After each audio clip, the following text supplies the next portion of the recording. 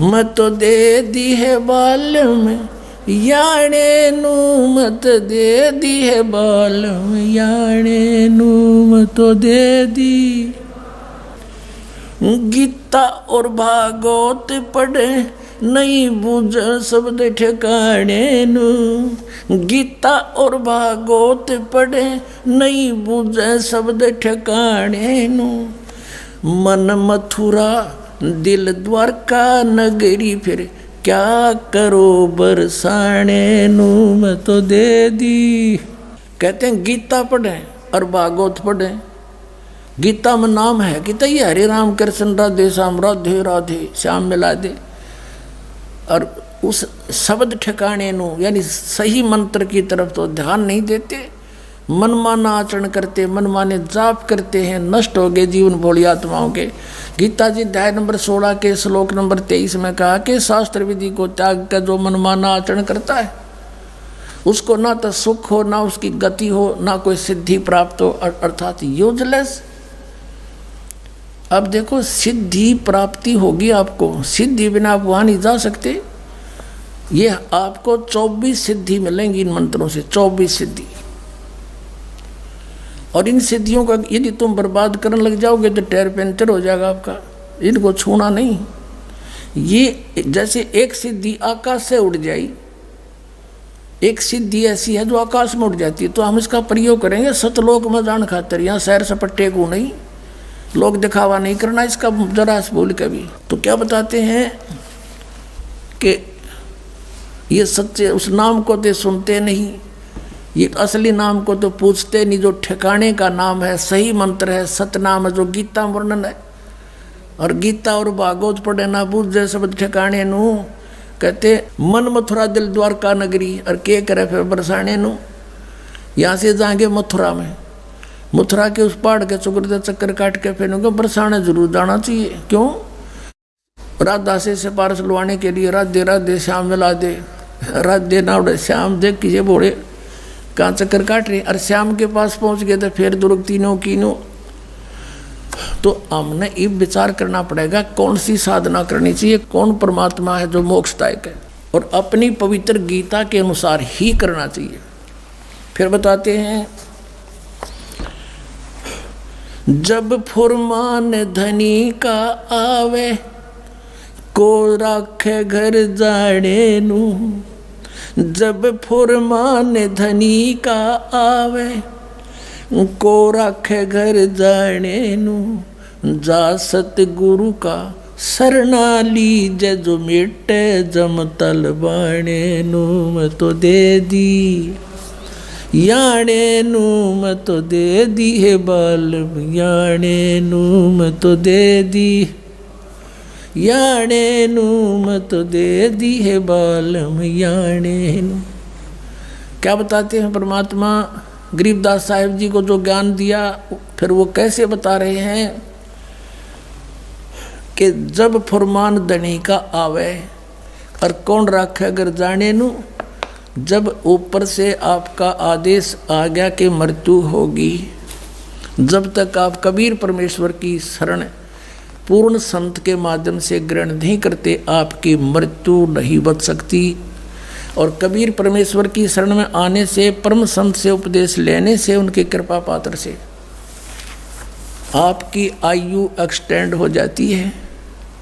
इसके विषय में गरीबदास जी कहते हैं, काल जो पीसे पीसना ये जोरा है पनिहार, ये दो असल मजदूर हैं मेरे सतगुरु के दरबार।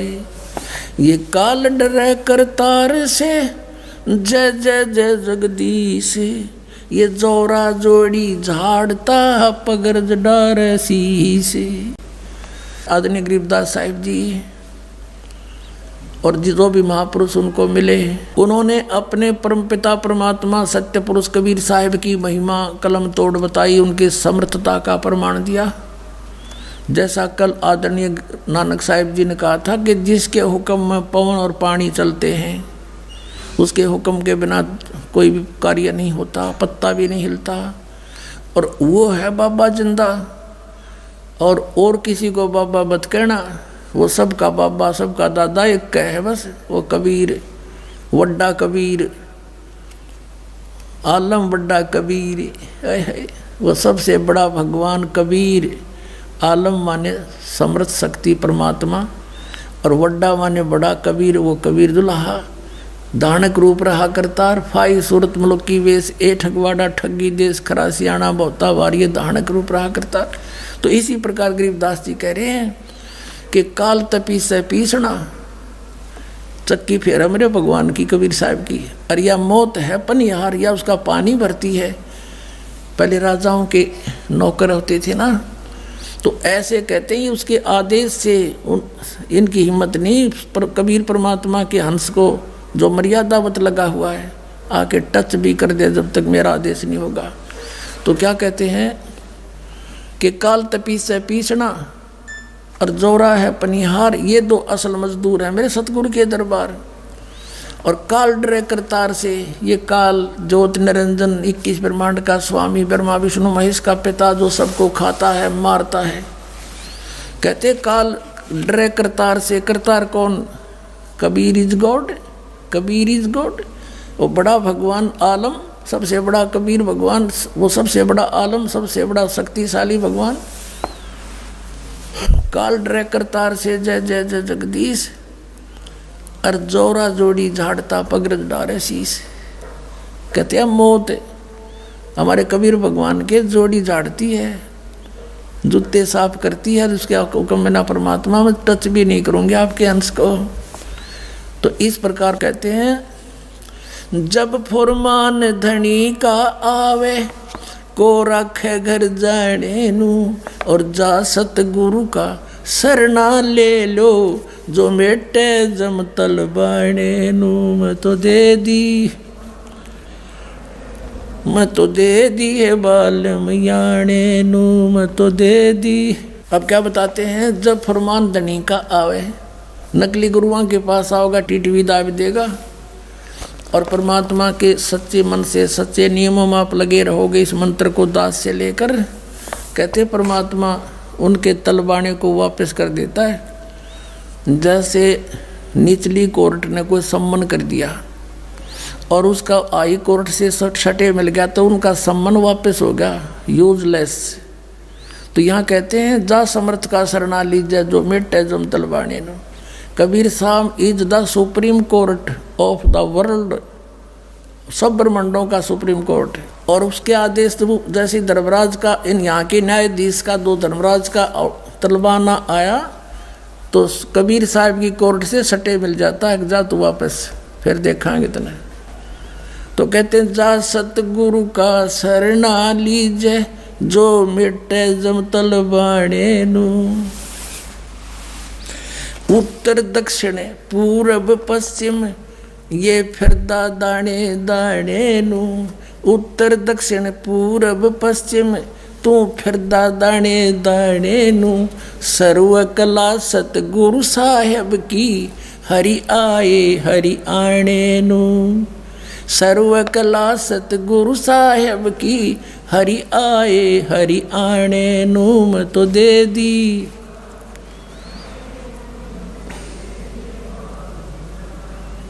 मैं तो दे दी है बालम याणे नू। मैं तो दे दी है बालम याणे नू, मैं तो दे दी। अब ये बता भी दिया कौन है वो धनी, कौन है वो हरि, कौन है वो परमात्मा। कहते हैं उत्तर दक्षिण पूर्व पश्चिम फिरदा दाने दाने नू। कहते हैं नट पेरना कांदर सासी, मांग्या कर बठियारे। और जिनकी लो लगे सतपुरुष ते, वो तो मोती देवे उदारे। टूका कारण फिरे कुकरा, सत्तर घर फिर आवे। ये तो लक्षण नहीं संत के, क्यों बाणा वृद्ध लजावे। अपनात्मा इस दास ने सन 1994 से आदेश हुआ था पूज्य गुरुदेव का दीक्षा देने का। 94 और 95 के मई तक तो दास सर्विस भी करता रहा, सैटरडे संडे को सेवा भी करता रहा। सब खर्चा अपनी जेब से आप ही करता था। फिर परमात्मा की दया से इतना सेवा बढ़ गई, नौकरी भी त्यागनी पड़ी। दास जूनियर इंजीनियर की नौकरी करता था। उससे लेकर आज तक एक नया पैसा किसी से नहीं कहा दान दे दे या कोई पर्ची काटी हो। और आप देख रहे हो भगवान के दरबार में क्यों परमात्मा इतना देता है अपनी प्यारी आत्माओं को, और फिर उमंग भरता है, करे कराव साइया मन में लहर उठा, दादू सिरदर जीव के आप बगल हो जा। तो यहाँ देख लो कि कैसा मालिक की दया है, सब तरह की व्यवस्था है, और आज तक एक ना पैसा नहीं मांगा दास ने। तो कहते हैं जो मांगे सो बढ़ुआ कहिए, दर दर फिरे अज्ञानी, और जोगी जोग संपूर्ण जिसका मांगना पीवे पानी। तो ये कहते हैं गरीबदास साहिब जी कह रहे हैं कि उत्तर पश्चिम पूर्व पश्चिम उत्तर दक्षिण ये फिरदा दाने दाने नू, और सर्व कला सतगुरु साहिब की हरियाए हरियाणे नू। गरीबदास कहते कबीर साहब आए भगवान हरियाणे नू, और तो मांगते फिरो धक्के खाते फिरो उस भगवान को पहचानो। अब ये जो समागम चल रहा है ये इस उपलक्ष्य में है कि कबीर परमेश्वर जी परम अक्षर ब्रह्म सर्वशक्तिमान सारे ब्रह्मंडों का रचने हारा आदरणीय गरीबदास साहिब जी को जिंदा महात्मा के रूप में गांव छुडानी जिला जज्जर हरियाणा प्रांत में मिले थे। फाल्गुन मास की द्वादशी शुक्ल द्वादशी यानी चांदनी द्वादशी उत्तरते की, और दिन के 10 बजे लगभग सतलोक से आए थे जिंदा महात्मा के रूप में। एक कुंवारी बछिया का दूध अपने आशीर्वाद से उसका दूध निकाला, आप पिया, गरीबदास साहिब जी ने पिया। अन्य जो पाली थे वो नहीं पिए, वो कहने लगे ये पाप का हम नहीं पिएंगे। वो तो इसी उद्देश्य से थे अपनी प्यारी आत्मा को अपना गवाह बनाने के लिए, सतलोक दिखाने के लिए। सतलोक ले गए, फिर वापस छोड़ा। 10-11 घंटे लग गए थे सारे प्रोसीजर में। और जब गरीबदास जी को मृत जानकर चिता पर रख दिया था तो परमात्मा ने वापस भेज दिया उस आत्मा को, सारा कुछ परिचय करा के अपना सामर्थ्य दिखाकर। तब गरीबदास जी कह रहे हैं हरियाए हरियाणे नू सर्व कला सतगुरु साहिब की, हरियाए हरियाणे नू सतपुरुष परमात्मा यहाँ आए। तो पुण्यात्माओं आपका सौभाग्य है कि आपको वो मंत्र मिल गया सतनाम, जिसका इंद्रादास स्वामी वालों ने कख भी पता नहीं। तो आप कितने पुण्यात्माओं हो, आप अपनी कीमत नहीं जान सकते, ये दास जानता है, क्योंकि लाल की परख जौहरी को होता है। अब आपका कल्याण होगा, पूरे विश्व का कल्याण होगा जब सतनाम ले लेंगे। तब बोलो सतगुरुदेव।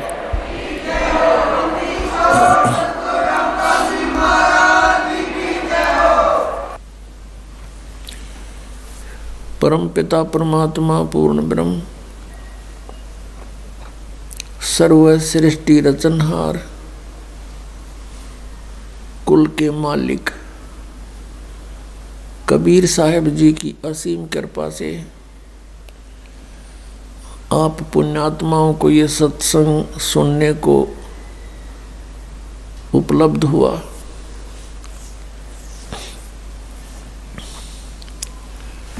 मानुष जन्म दुर्लभ है ये मिले न बारंबार,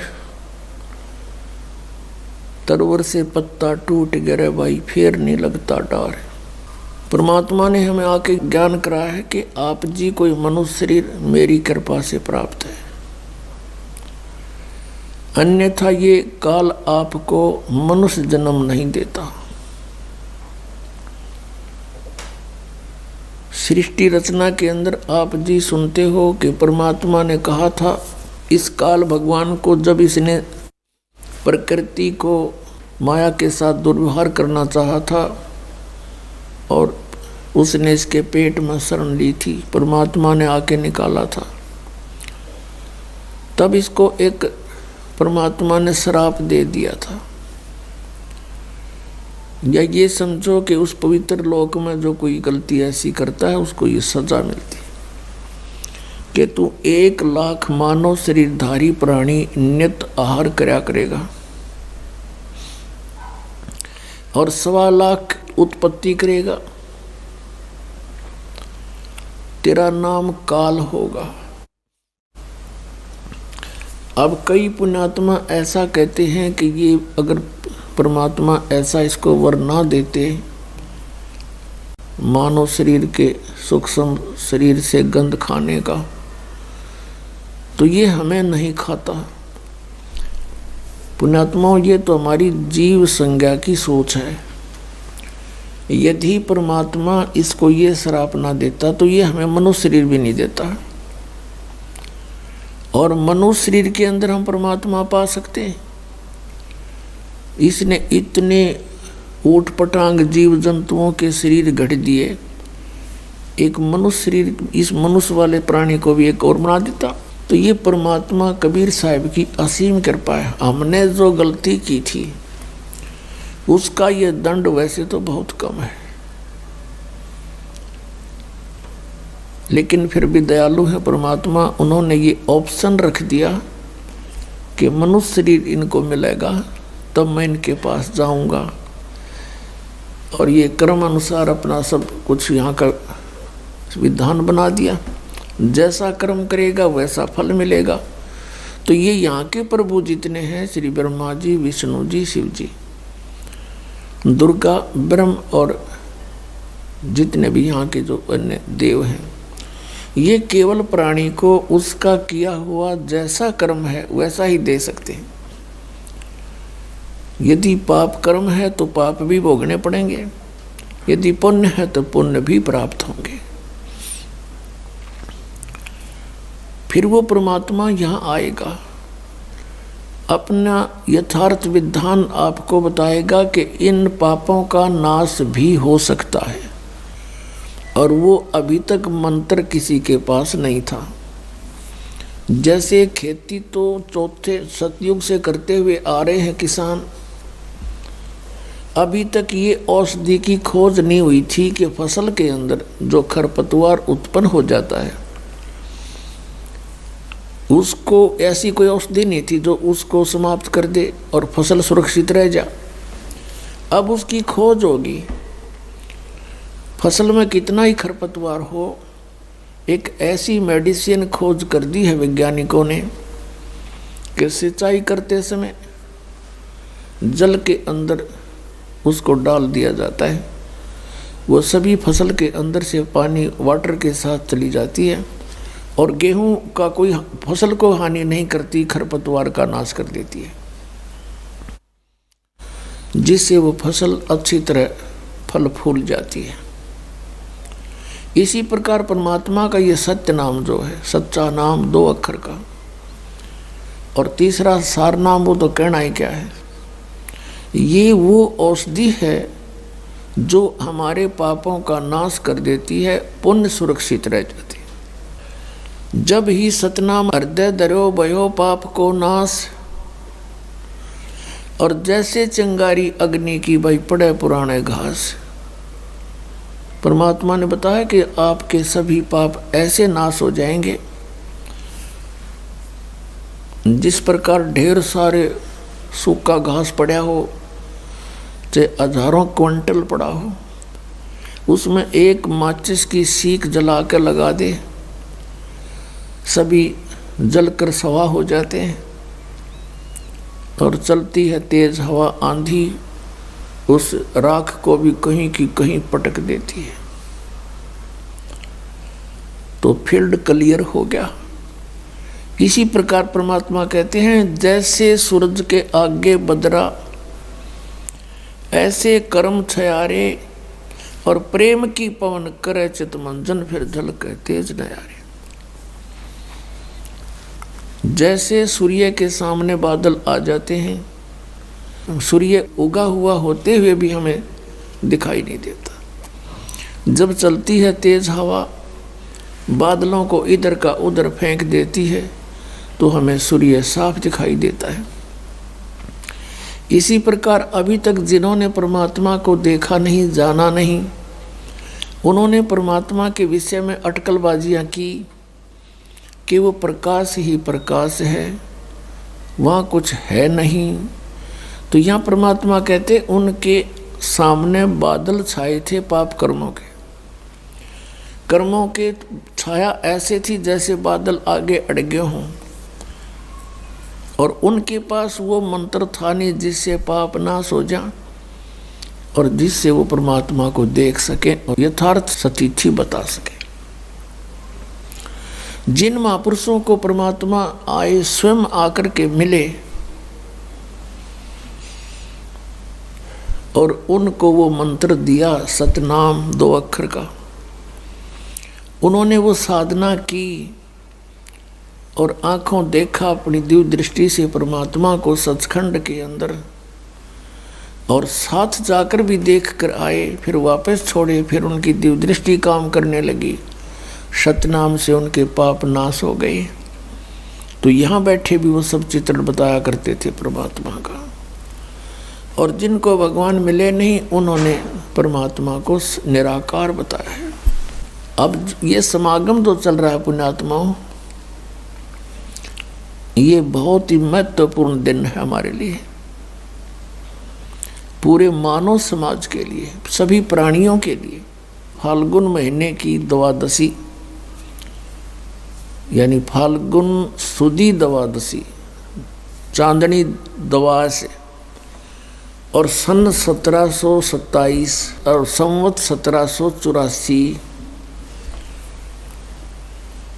को दिन के 10 बजे परमात्मा जिंदा महात्मा रूप बना के अपने सतलोक से, उस धूलोक से चलकर आया।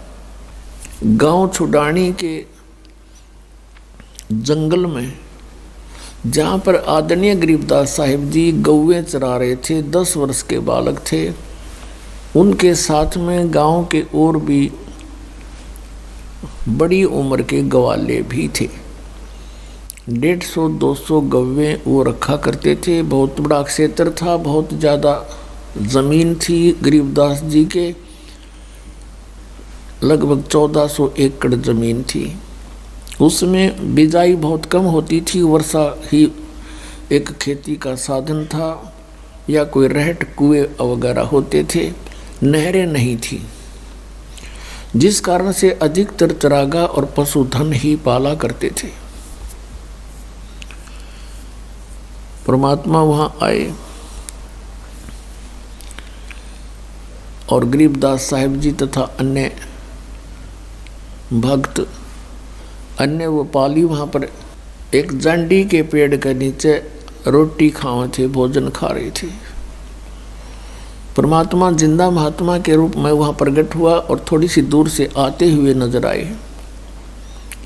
कबलाना गांव से छुडानी गांव का रास्ता उसी जांडी के पेड़ के साथ से गुजरता था। तो उन्होंने सोचा, पाड़ियों ने, कि ये कोई रास्ता चलता फकीर आ गया है। उनसे कहा, महाराज भोजन पाओ। परमेश्वर ने कहा, भोजन मैं पाके आया हूँ भाई, अपने गांव तक। पालियों ने पूछा, कौन सा गांव आपका? कि मेरा गांव सतलोक है। कितनी दूर है बाबा जी यहाँ से? परमात्मा ने कहा, 16 शंख कोस की दूरी पे। बात उनके समझ में आई नहीं। फिर उन्होंने कहा, महाराज हम अतिथि को ऐसे नहीं जाने देते, हमारा अनादर होता है, हमें पाप लगेगा।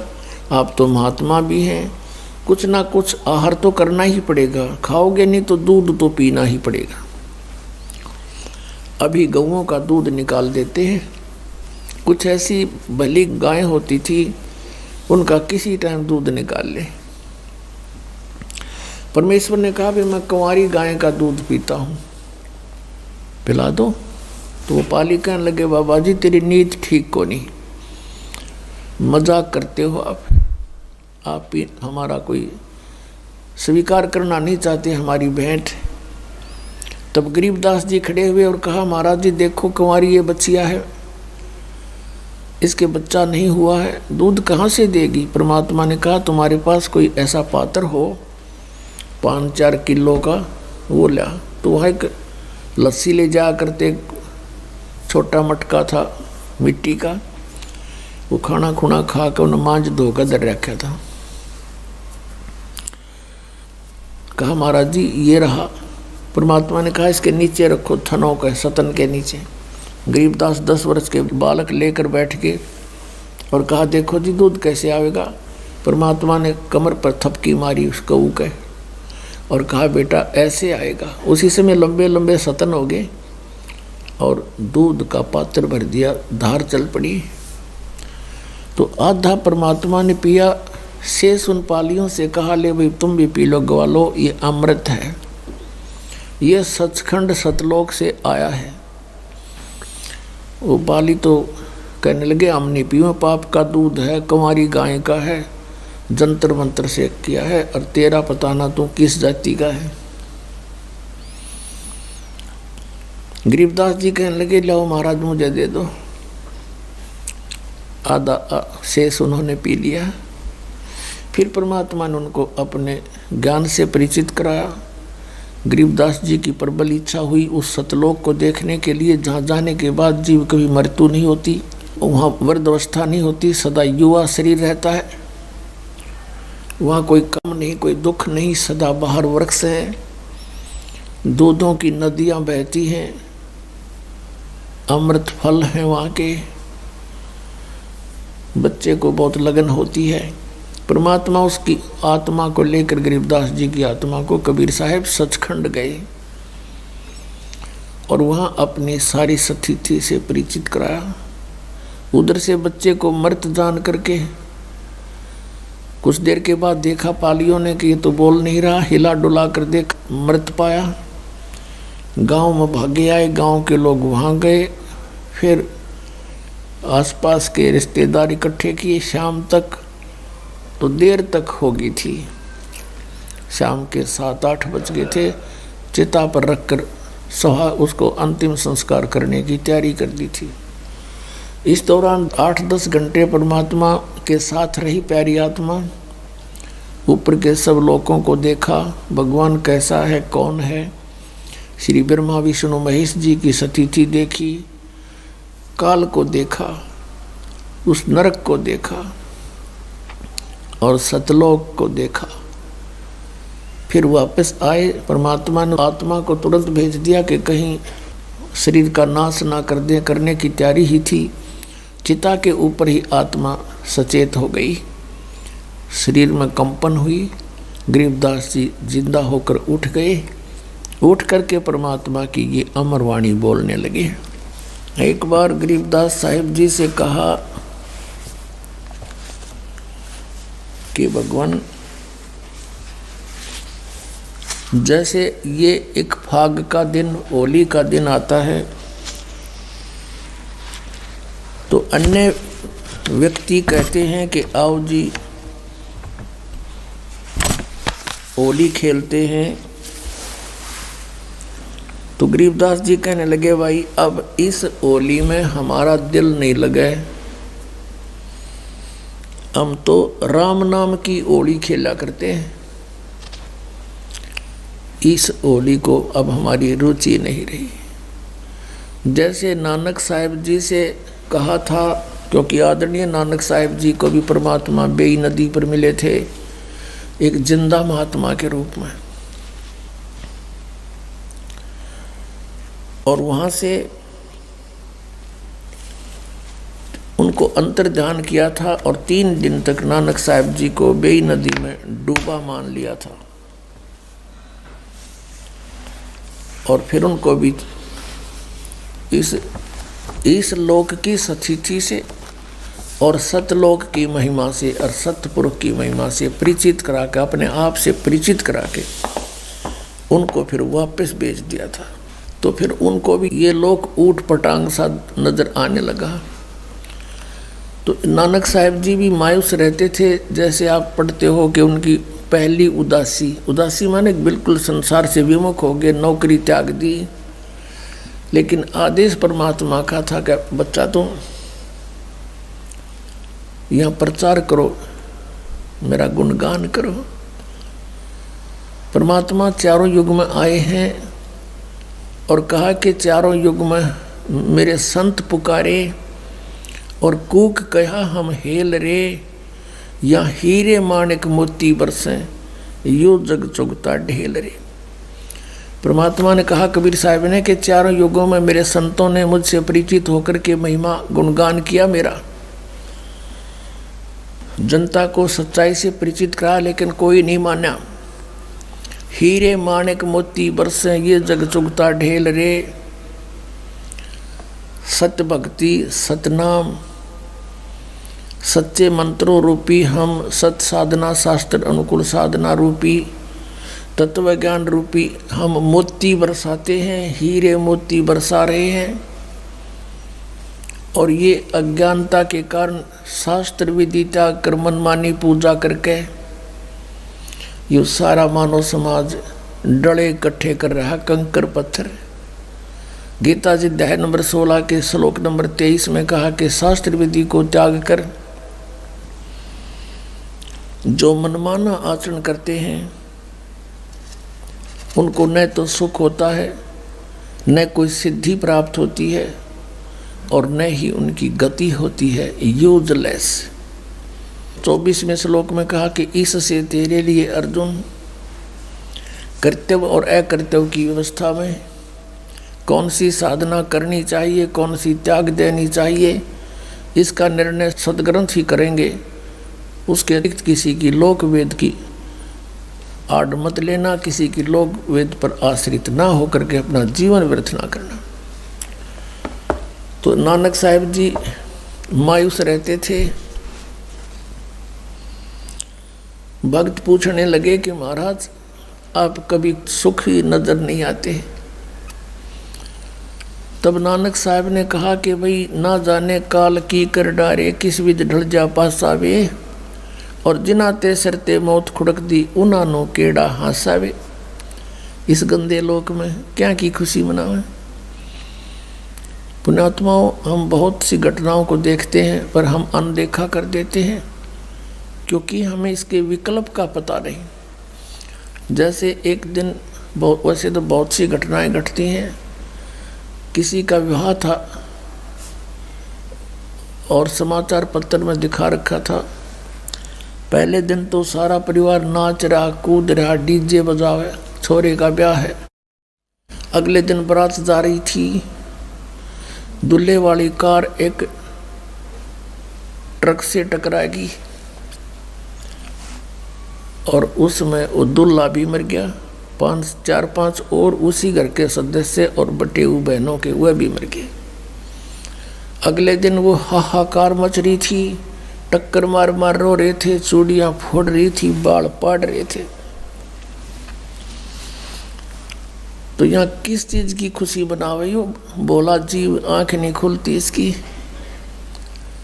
तो यहाँ संतों ने कहा, नानक साहब जी कहते ना जाने काल की कर डारे, किस विध ढल जा पासावे, और जिना ते सरते मौत खुड़क दी उना नु केड़ा हासावे।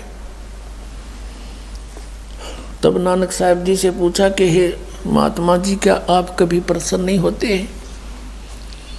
क्या आपका कभी खुशी महसूस नहीं होती? अब नानक साहिब जी जब सत्संग किया करते थे, बहुत ही कम श्रद्धालु उनके इस तत्व ज्ञान को मानने वाले थे, बहुत ही कम स्वीकार करते थे। समाज में विरोध बहुत बढ़ गया था। तो तब कहा करते, साध मिले साढ़े शादी होंदी और विछड़ जा दिलगिरी वे, अख दे नानक सुनो जिहाना मुश्किल हाल फकीरी वे। यूँ कहा करते श्री नानक देव जी कि जब मेरे ये साध भक्त सत्संग श्रवण करने के लिए एज इट इज़ आ जाते हैं, मुझे बड़ी खुशी होती है। उस दिन हमारा शादी होती है और जब ये यहाँ से जाते हैं सत्संग सुनकर, तब मुझे दिलगिरी हो जाती है, मेरी मायूसी छा जाती है, बढ़ जाती है चिंता। किस बात की? कि ये बच्चे मुश्किल से सेट किए हैं भगवान के मार्ग पर, और बाकी अन्य जितने भी संत पंथ ये सभी काल के मार्ग को दृढ़ा रहे हैं। और ये डर बना रहता है कि कोई इन बच्चों को भ्रमित ना कर दे, क्योंकि वो बहुसंख्या के अंदर है और इनका जीवन नाश हो जा। और जब ये ज्यों के त्यों वापस आ जाते हैं, इनमें कोई हानि नहीं दिखती। ये मेरी एक खेती है, परमात्मा ने मेरी ड्यूटी लाई है, उसके ज्ञान को दृढ़ करूं। तो कहते हैं ये ज्यों के त्यों आ जाते हैं तो मेरी खुशी का कोई ठिकाना नहीं होता। साध मिले साढ़े शादी होंदी, विछड़ जा दिलगिरी वे, अख दे नानक सुनो जाना मुश्किल हाल फकीरी वे। फकीरी माने भक्ति। कि मुश्किल है भक्ति, क्योंकि काल ने इतने अड़ंगे अड़ा रखे हैं, सबको भ्रमित कर रखा है, शास्त्र विरुद्ध साधना पर दृढ़ कर रखा है। और इनके आने से, वापस आने से हमारी खुशी होती है। अब गरीबदास साहिब जी भी यही कह रहे थे कि भैया नकली होली यहाँ की हम नहीं खेल सकते, हम तो राम नाम की होली खेला करें। और पुण्यात्माओं, यहाँ 2 तारीख से और कल 8 तारीख तक जो समागम चल रहा है, हमारी होली ये है। 2 तारीख से होली शुरू होगी थी। रोज देसी घी का कड़ा हलवा आपके बच्चों को प्राप्त, बढ़िया आहार और अमृत वर्षा वो तत्व ज्ञान की, ये है राम नाम की होली। आत्मा भीगेगी राम के रंग में।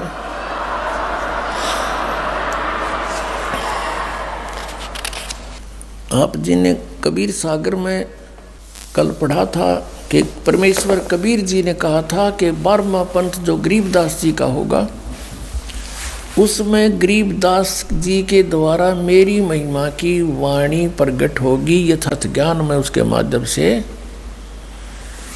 प्रकट करूंगा। गीता जी अध्याय नंबर 4 के श्लोक नंबर 32 में कहा है कि उस परमेश्वर के मुख से उच्चारित वाणी में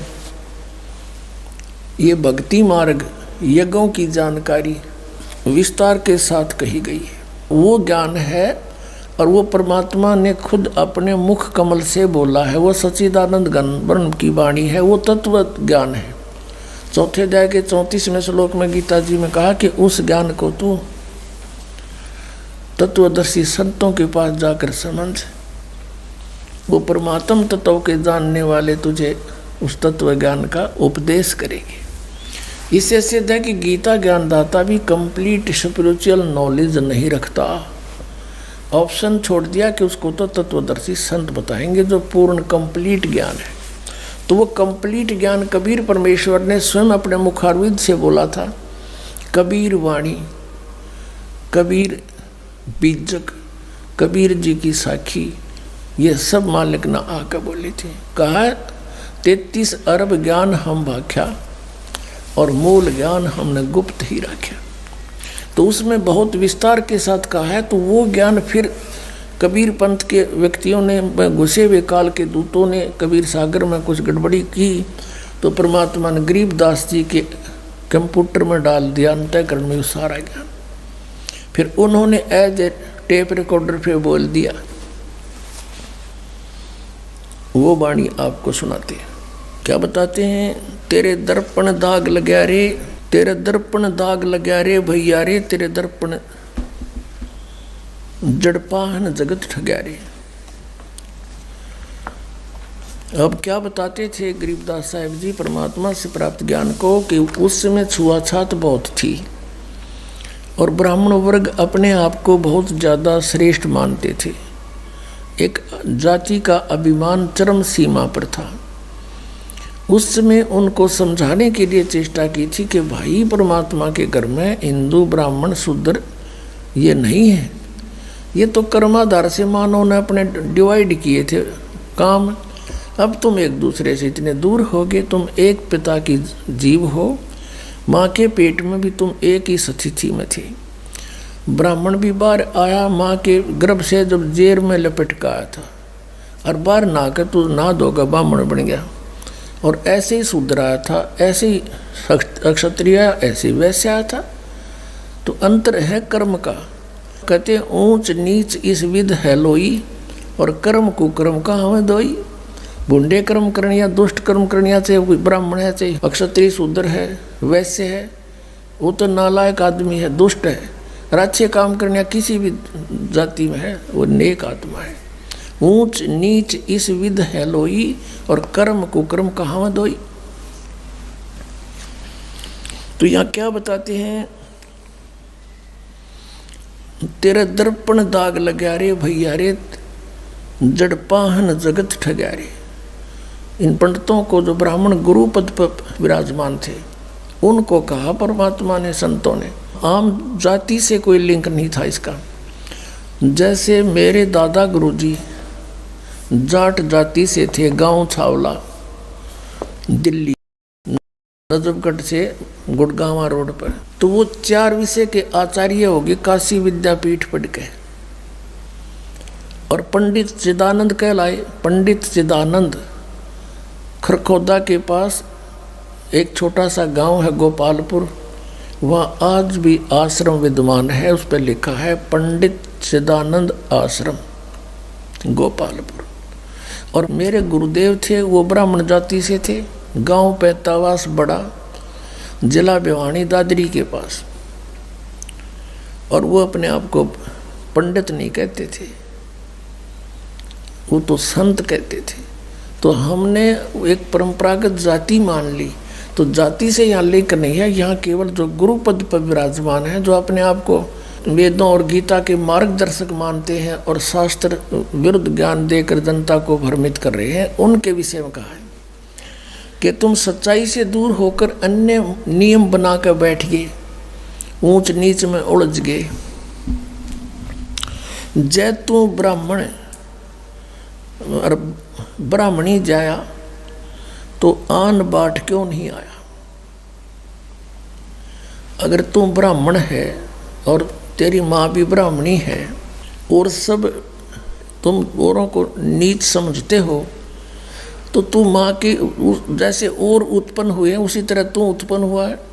तो कितने और का आता खोए खाए में गले कड़के जो मानते तू ब्राह्मण था, यानी तेरे रास्ते सारे न्यारे हैं। तो क्या बताते हैं, ते गाला कंद जनेऊ तू भूला बाट बटेऊ,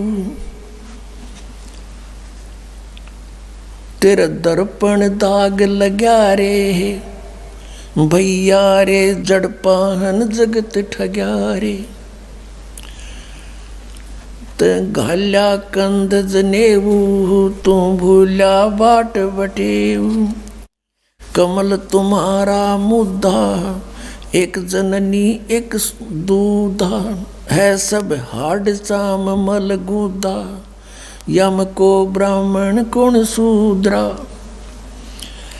ते भेद न जाण्या धुर का, ये सब एक चाम तन बुरका। बुरका माने कवर, ये बुरका पहरा करते देखे अपने मुसलमान के औरतें, उसको बुरका कहें, ऊपर तो लेकर नीचे तक ढक लें कपड़े तक एड्डी ताई, कहते हैं यू हार्ड चाम तन बुरका, यू हार्ड चाम का बुरका पहन रहे हो, सबका एक जैसा है। ते ज्ञान न पाया गुरु का, यम कौन हिंदू कौन तुर्का, सब एक चाम मल धीरा, यम को चेला को पीरा। तुम छानो नीर और खीरा, होगा घर चौड़ हदीरा। क्या 68 तीर्थ नहाए, द्वारका में दाग दगाए, जहाँ रहते अनगिन मीना, जिन झिमर को गल दीना। बहुविध भिन्न आचारी, यो झूठा खेल जुआरी, सतनाम गरीब सहाई, गट मुझसे खा बिलाई। ओए होए, अब क्या बताते हैं कि ये पंडित जी तन गलमज ने उगाल के तू बन गया ब्राह्मण, तो रास्ता भूल गया। तो भूला बाट बटेऊ, बटेऊ होता है राह चलता, यानी जो बाट चल रहा है, यानी भक्ति मार्ग को तो भूल गया, दूसरी दिशा पकड़ गया, शास्त्र विधि त्याग के मनमाना आचरण कर रहा है, जिस कारण से तेरी विधि भक्ति की खराब होगी, तेरा जीवन व्यर्थ हो रहा है। क्या बताते हैं कि तूने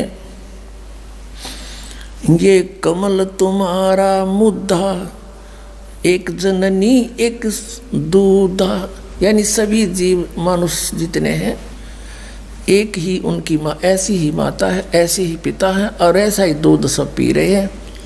फिर क्या बताया है कि यो कमल तुम्हारा मुद्दा,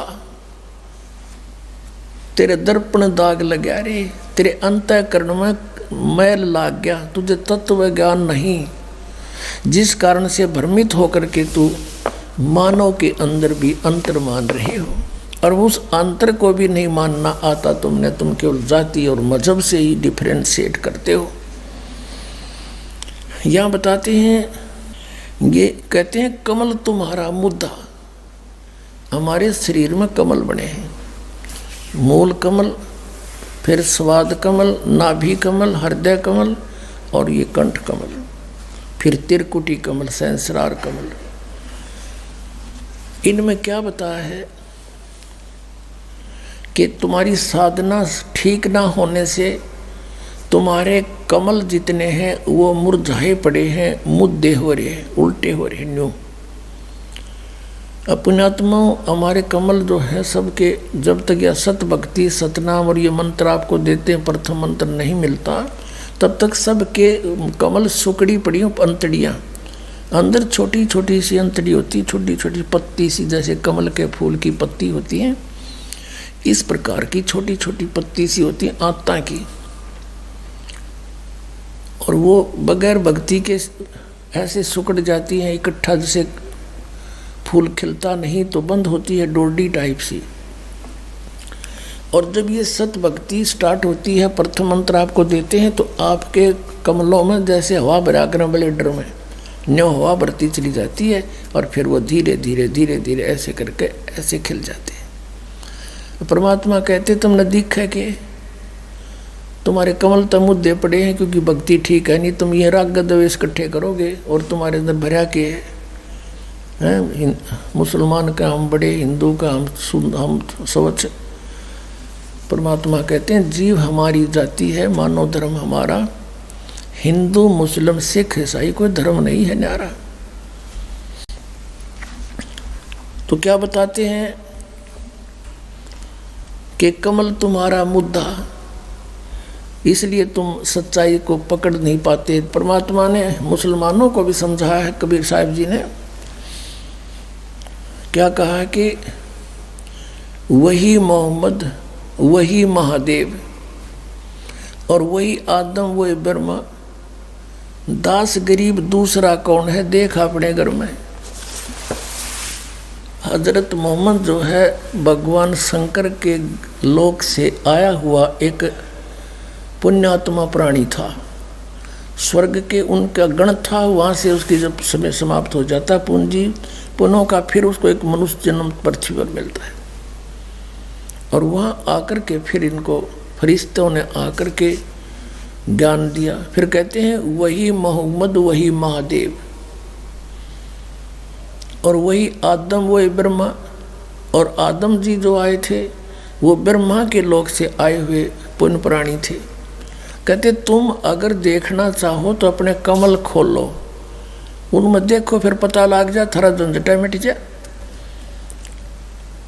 ये आदम जो है वही ब्रह्मा के लोक से आया हुआ था, और यहाँ अपनी कमाई जो इसने की वह बर्बाद करी, और फिर पितर लोक में पहुंच गया, वहाँ विराजमान है। तो क्या बताते हैं, तै भेद न जाण्या धुर का, सब एक चाम तन बुर का।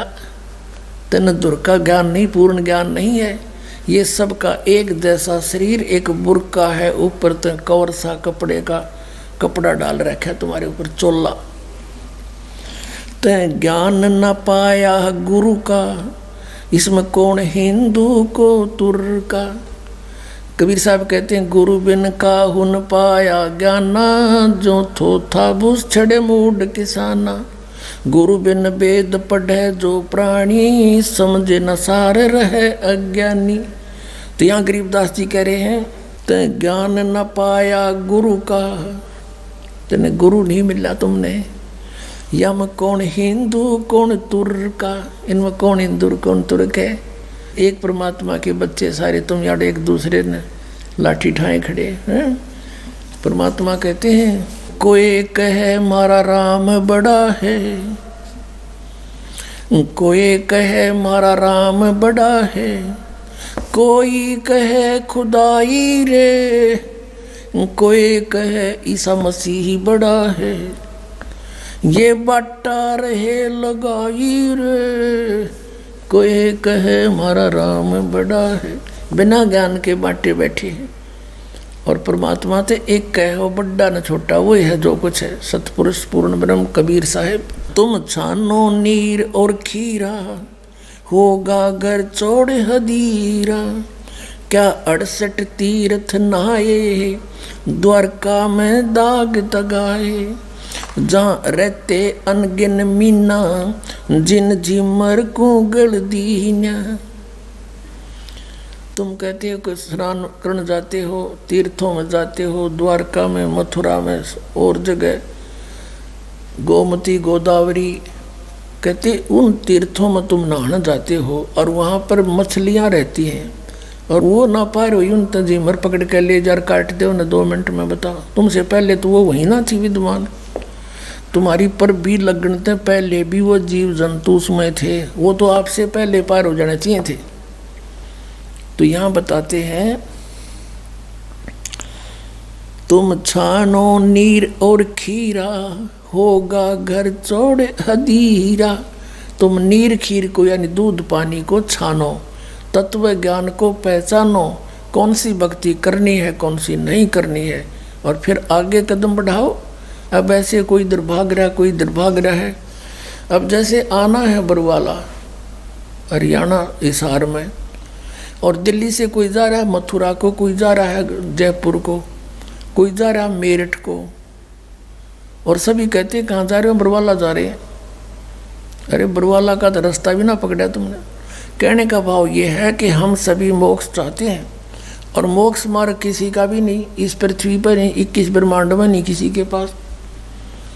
तो पुण्यात्मा, ये बातें प्रथम बार कोई सुनता है तो ऐसा लगता है जैसे ये दास के बारे में कि बड़ा अभिमानी आदमी। तो अभिमानी नहीं, यो दास ज्ञानी हो गया और तत्व ज्ञान से परिचित हो गया, और जिस कारण से ढोल के डंके पर कहता कि इस पृथ्वी पर किसी के पास मोक्ष मार्ग नहीं। वो तो मेरे सामने आ जाओ और बात करो, चर्चा करो सामने।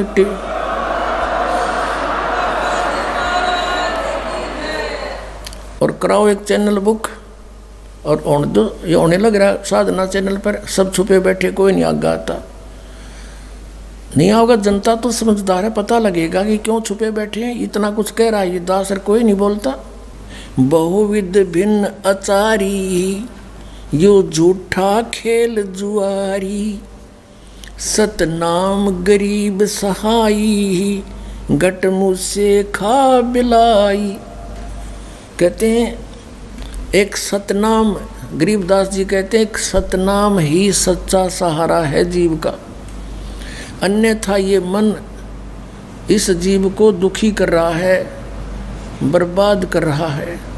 आज हमारे रंग संत समागम है रे, कथा कीर्तन गावन ध्यावन बहुत सुने प्रसंग।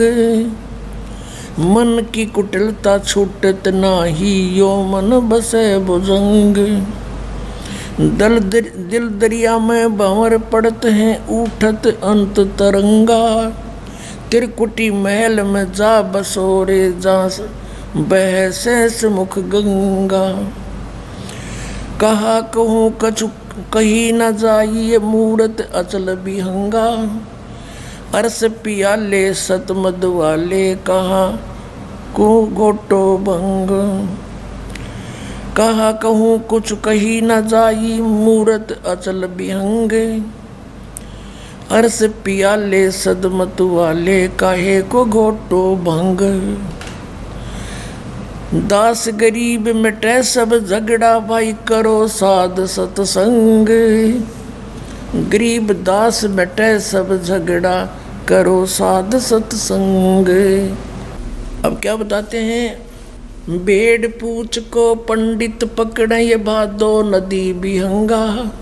गरीब दास वह भव जल डूबे, जहाँ नहीं साध सतसंगा। क्या बताते हैं कि कबीर साहब कहते हैं कि कबीर इस संसार को समझाऊं कै बार, ये पूछ पकड़ के भेड़ की और उतरा चाव पार। पुणात्माओं, जब आप इस तत्व ज्ञान से परिचित हो जाओगे, कलेजे में कारण पूरी चोट लगेगी आपके कि कहाँ छुपा था ये अमृत ज्ञान। हम परमात्मा ने लिखा अपनी वाणी में कि ये बुरा के स्थान पे रे ही खा रहे हैं। तत्व ज्ञान के अभाव से ये कोरी बकवाद सुने दो लोग वेद दंत कथा सुनाई जा रही है भोली आत्माओं को। अब इस एक सेंटेंस को, परमात्मा की अमर वाणी को आपके समक्ष सरलार्थ करने के लिए बहुत सारे प्रमाण उपस्थित करने पड़ेंगे। क्या बताया है कि कबीर इस संसार ने समझाऊं के बार, ये पूछ पकड़ रे भेड़ की रुतरा चाव पारे। उसी वही वाणी जो कि तू उनसे प्राप्त गरीबदास जी ने जो का तू उसी तरह भावार्थ कहा है कि भेड़ पूछ को पंडित पकड़े, ये भादो नदी विहंगा, गरीबदास हुए भाव जल डूबे जहाँ नहीं साध सत्संगा। भादुए के अंदर बहुत ज़्यादा वर्षा हुआ करती है और इतनी वर्षा हो जाती है कि सभी छोटे नाले नदी बहुत भर के उमड़ के ओवरफ्लो हो के किनारों के ऊपर के भी बह के चलती है। परमात्मा कहते हैं ये संसार सागर, ये संसार से पार होना समझ लो भादुए की नदी है। और उससे पार होने के लिए किसी गुरु ने विधि बता रखी है कि भेड़ की पूंछ पकड़ ले या तुझे पार करेगी। क्वाइट इम्पॉसिबल, बिल्कुल असंभव, वो क्रियाएं आपको दे रखी है इन नकली गुरुओं ने। जैसे राधा स्वामी, धन धन सतगुरु, सच्चा सौदा, सिरसा वाले, जय गुरुदेव वाले, ये सारे पांचों नाम काल के दें और बात करें सचखंड जान की। भेड़ की पूंछ पकड़ के और दरिया पार होना चाहते हैं, उसकी विधि है दरिया पार होने की। एक नौका हो, बढ़िया मल्ला हो और फिर बहों से बचाता हुआ परले किनारे जा छोड़े। वो तत्वदर्शी संत हो, सतनाम रूपी नौका हो तो बहुजल से पार होने में कोई दिक्कत नहीं। और सच्चा गुरु साथ उसका मल्ला हो, खेवटिया हो। सूरत नृत से जीना वो कैसे नजर आवे, पट्टन घाट परम पद पैड़ी उतरेंगे परवीना। पट्टन घाट परम पद पैड़ी उतरेंगे परवीना। शब्द मोहोदित गर्जत है रे दिल दरिया दुर्बीना। पाक मोहब्बत ला पुरुष से साफ करो तन सीना। कुंभक रेचक राम रसायन उल्टी पवन चढ़ीना।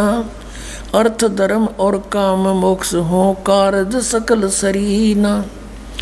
जन्म जौहरी के घर पाया परख लाल दुर्बीना। तीन लोक का राज दिया तो सुरपति कहा कमीना। गर्व गुमान दूर कर बोरे ये तो बात भली ना। आदीनी की राह पकड़ ले होए रहो सबसे हीना। बड़े बड़ों तो मूल गंवाया छोटे बड़े करीना। काम देनु काया के माही अमृत दू कर पीना। तन के जोगी और मन के भोगी इंद्री नहीं कसीना। सुरत नृत दरबार हंसनी मैलो नहीं दसीना। जय सिर जाय सिर नहीं दीजय यो पद अजर जरीना। सतगुर सार वस्तु बतलावे और पारस लो घसीना। दर्द बंद दरवेश समझे मूर्ख कहाँ कलीना। जिनको का दीदार जिनको तो दीदार कहाँ जो आत्म बिरह जरीना। रोम रोम द्वारा देही जैसे अंग पसीना। ऐसे रंकार रट बोरे ओ हम सुमरीना। मान सरोवर के जल रहावो ये छाड़ो मकर महीना। गरीब दास ब्रह्मा विष्णु खवासी करें गरीब दास के दीदा। अब कितना क्लियर कर दिया परमात्मा ने कि ये तो मंत्र सतनाम भाई इसके भक्ति बिना कति सरीना सरय नहीं, इसका सुमरीना। और कहते हैं उस सतपुरुष के घर पर ये ब्रह्मा विष्णु करें चाकरी, नौकर गरीबदास कह दी ना, हमने कह दी साची बात। गगन मंडल में गुमट है रंग होरी हो, जहाँ श्वेत ध्वजा फर्राही राम रंग होरी हो। आदरणीय गरीबदास साहिब जी बताते हैं हम कौन सी होली खेलते हैं भाई। गगन मंडल में गुमट है रंग होरी हो, जहाँ श्वेत ध्वजा फर्रावे राम रंग होरी हो। सतलोक में अरस कुरस पर श्वेत गुमट है, जहाँ सतगुरु का डेरा। जैसे आपने ऋग्वेद मंडल नंबर 9 सूक्त 96 के मंत्र 18 में आपको दिखाया कि वो परमात्मा उस तीसरे मुक्ति धाम सतलोक में रहता है, और वहाँ एक बहुत सुंदर सफ़ेद गुम्मट के अंदर गुम्बद उसमें रहता है, बहुत बड़े गुम्बद में। उसका यही आप गरीबदास जी कह रहे हैं गुम्मट। गगन मंडल में गुम्मट है रंग होरी हो, जहाँ श्वेत ध्वजा फर्रावे राम रंग होरी हो। उसके ऊपर सफेद ध्वजा परमात्मा का झंडा फहरा रहा है। बुद्धि बाणी से अगम है रंग होरी हो, सुरत नृत जहाँ लावे राम रंग होरी हो। अब चले हैं नीचे से सभी शरीर के बताने लगे हैं। नाभि कमल ब्रह्मा भये रंग होरी हो, ये सर्जे विष्णु महेश राम रंग होरी हो। त्रिगुण माया बिस्तरी रंग होरी हो, और सकल परवेश राम रंग होरी हो।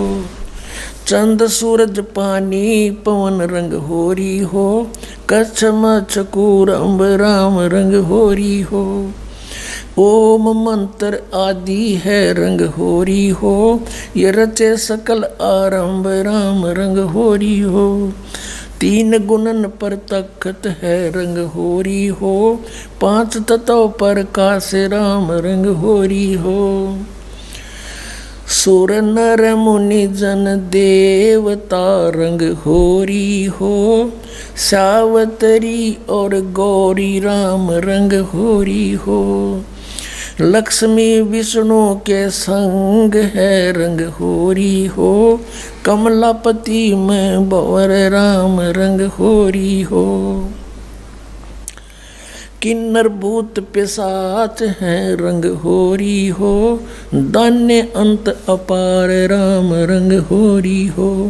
राक्षस का रासा कहूँ रंग होरी हो, रचे सकल परिवार राम रंग होरी हो। गण गंधर्व ज्ञानी गुणी रंग होरी हो, चतुर्मूढ़ अनंत राम रंग होरी हो। ओम नाद अगाध है रंग होरी हो, अजब नवेला कंत राम रंग होरी हो। लख 84 जाति है रंग होरी हो, ये चार खानी के जीव राम रंग होरी हो। अंड्रज जेरज उद बुदा रंग होरी हो, श्वेत खान रचि पीव राम रंग होरी हो। अब क्या बता रहे हैं गरीबदास साहिब जी कि ये सभी राम नाम की होरी यानी भगवान को पाने की ट्राई कर रहे हैं। सावित्री, ब्रह्मा, विष्णु, कृष्ण जी, शंकर भगवान और सभी देवता ये सभी मालिक को चाह रहे हैं, पर इनको रास्ता ठीक मिला नहीं।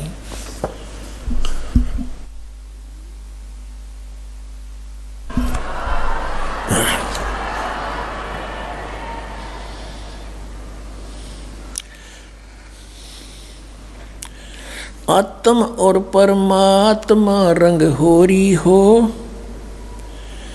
एक देही में दो राम रंग होरी हो।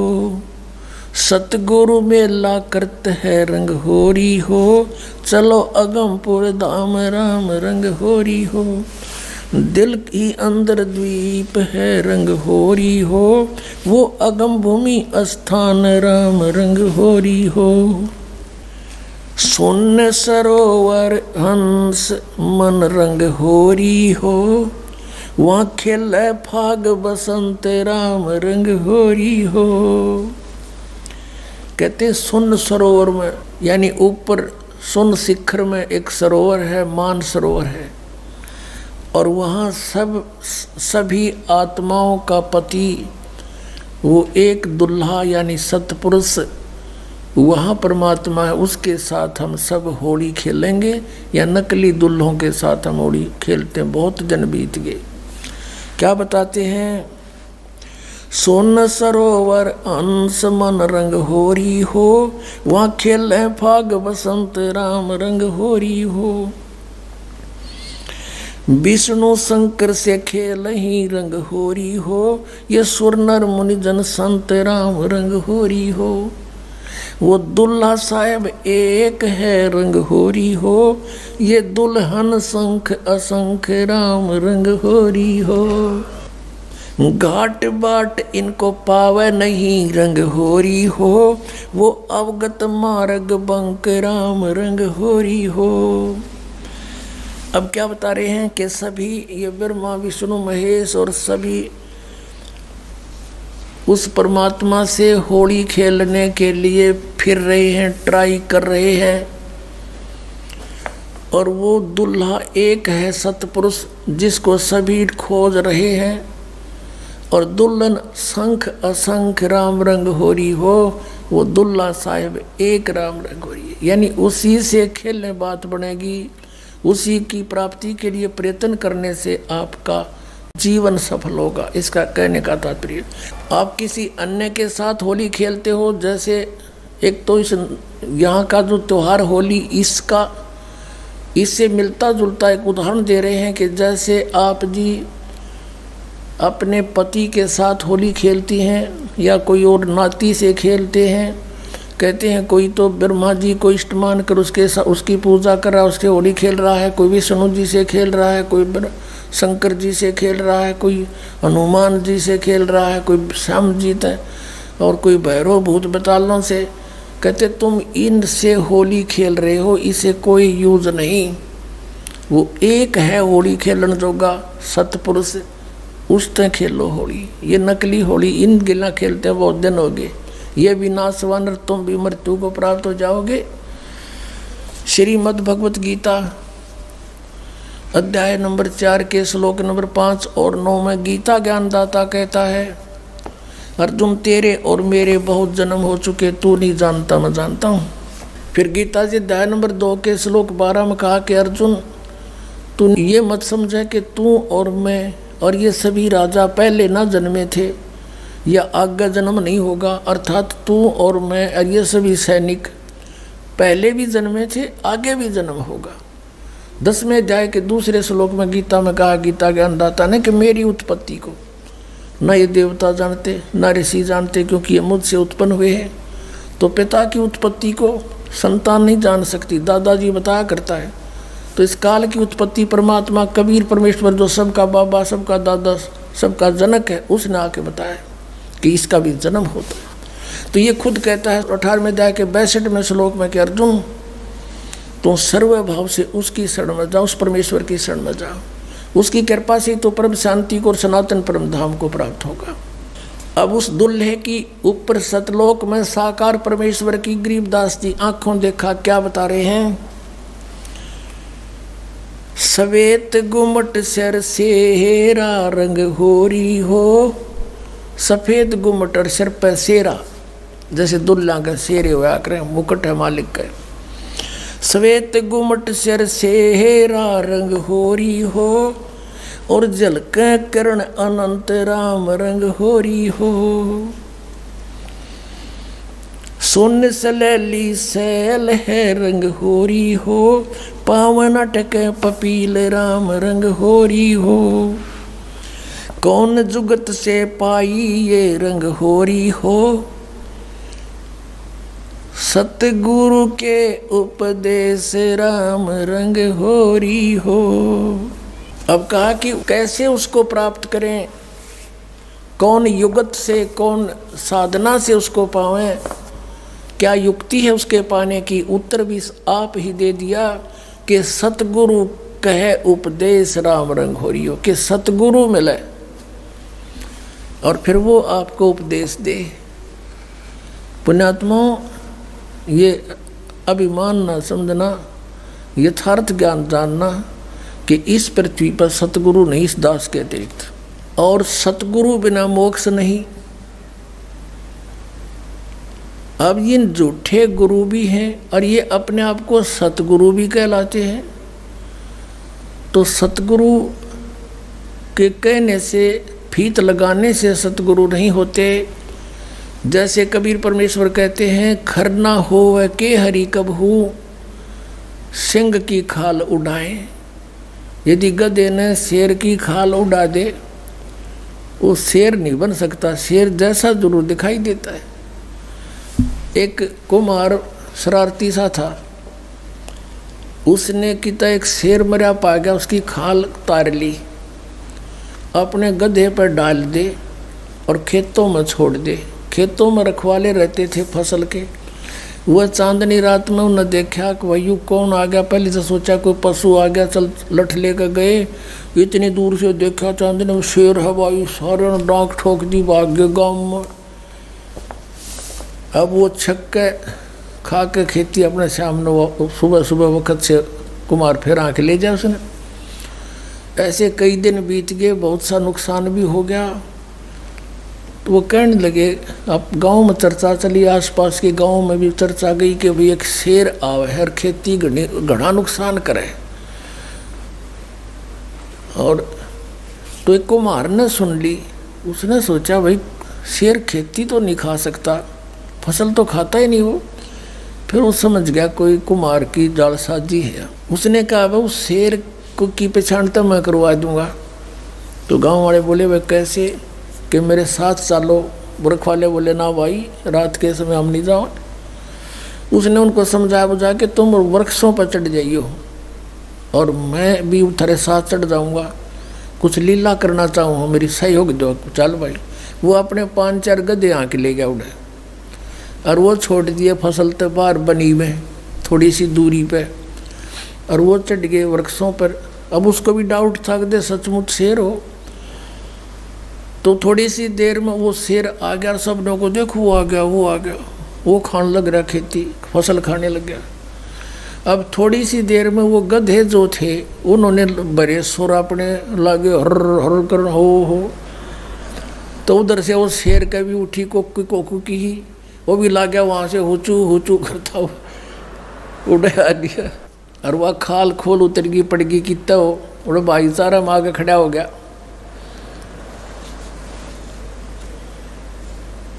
तब वो उनकी मच्छी बदी कुमार ने तो पहचान दिया कि कति सागी गद आए है। नीचे उतर का आया, नो बोला यो रहा थारा शेर भाई। फिर वो जिस कुमार का गधा था उसको फिर पंचायत ने दंड लगाया, बेतने या के सोची नालायक, कितना नुकसान कर दिया, तू ले लेता थोड़ा बहुत तोड़ा इसकी खातर, भूस ले लेता हमारे से चारा। तो कहने का भाव ये है कि गधे और शेर का बोली तो बेरा पटेगा। सतगुरु का पता नकली और असली का इस ज्ञान से पता चलेगा। ये बोली है, बोली से पता चलेगा कौन सतगुरु है, कौन सतगुरु नहीं है, कौन नकली है, कौन असली है। अब क्या बताते हैं, खेचरी भूचरी चाचरी रंग होरी हो, खेचरी भूचरी चाचरी रंग होरी हो, और अकल अगोचर ध्यान राम रंग होरी हो, उन मणि घर आसन करो रंग होरी हो, ओ पावे पद निर्वाण राम रंग होरी हो, 12 दल में बैठिए रंग होरी हो, उल्टा नाभ समोव राम रंग होरी हो, तिरकुटी भंवर गुंजार ही रंग होरी हो, और स्वर्ण कलश को बह रंग होरी हो, अमृत धारा बरस ही रंग होरी हो, ये पीव संत सुजान राम रंग होरी हो। फिर क्या बताते, नाम की सरवर ए नहीं रंग होरी हो, होता मूल उचारे राम रंग होरी हो। कहते हैं कि ये चांचरी भूचरी खेचरी उन्मनी इनसे मालिक प्राप्ति नहीं है। नाम की सरवर है नहीं रंग होरी हो, यानी नाम की बराबरी कुछ नहीं कर सकता नाम से जो लाभ होगा। नाम की सरवर है नहीं रंग होरी हो, होता मूल उचार राम रंग होरी हो, यानी जिसके पास वो मूल मंत्र है, मूल ज्ञान है, मूल नाम है, उससे लाभ होगा। फिर बताते हैं काल कर्म का नाश कर रंग होरी हो, अजप्पा जाप जपै राम रंग होरी हो। अजप्पा श्वास उश्वास से, पान अपानम भेव राम रंग होरी हो, तन मन की जपेस राम रंग होरी हो। श्वासा सुमरण कीजिए रंग होरी हो, ऐसे हो परवेश राम रंग होरी हो।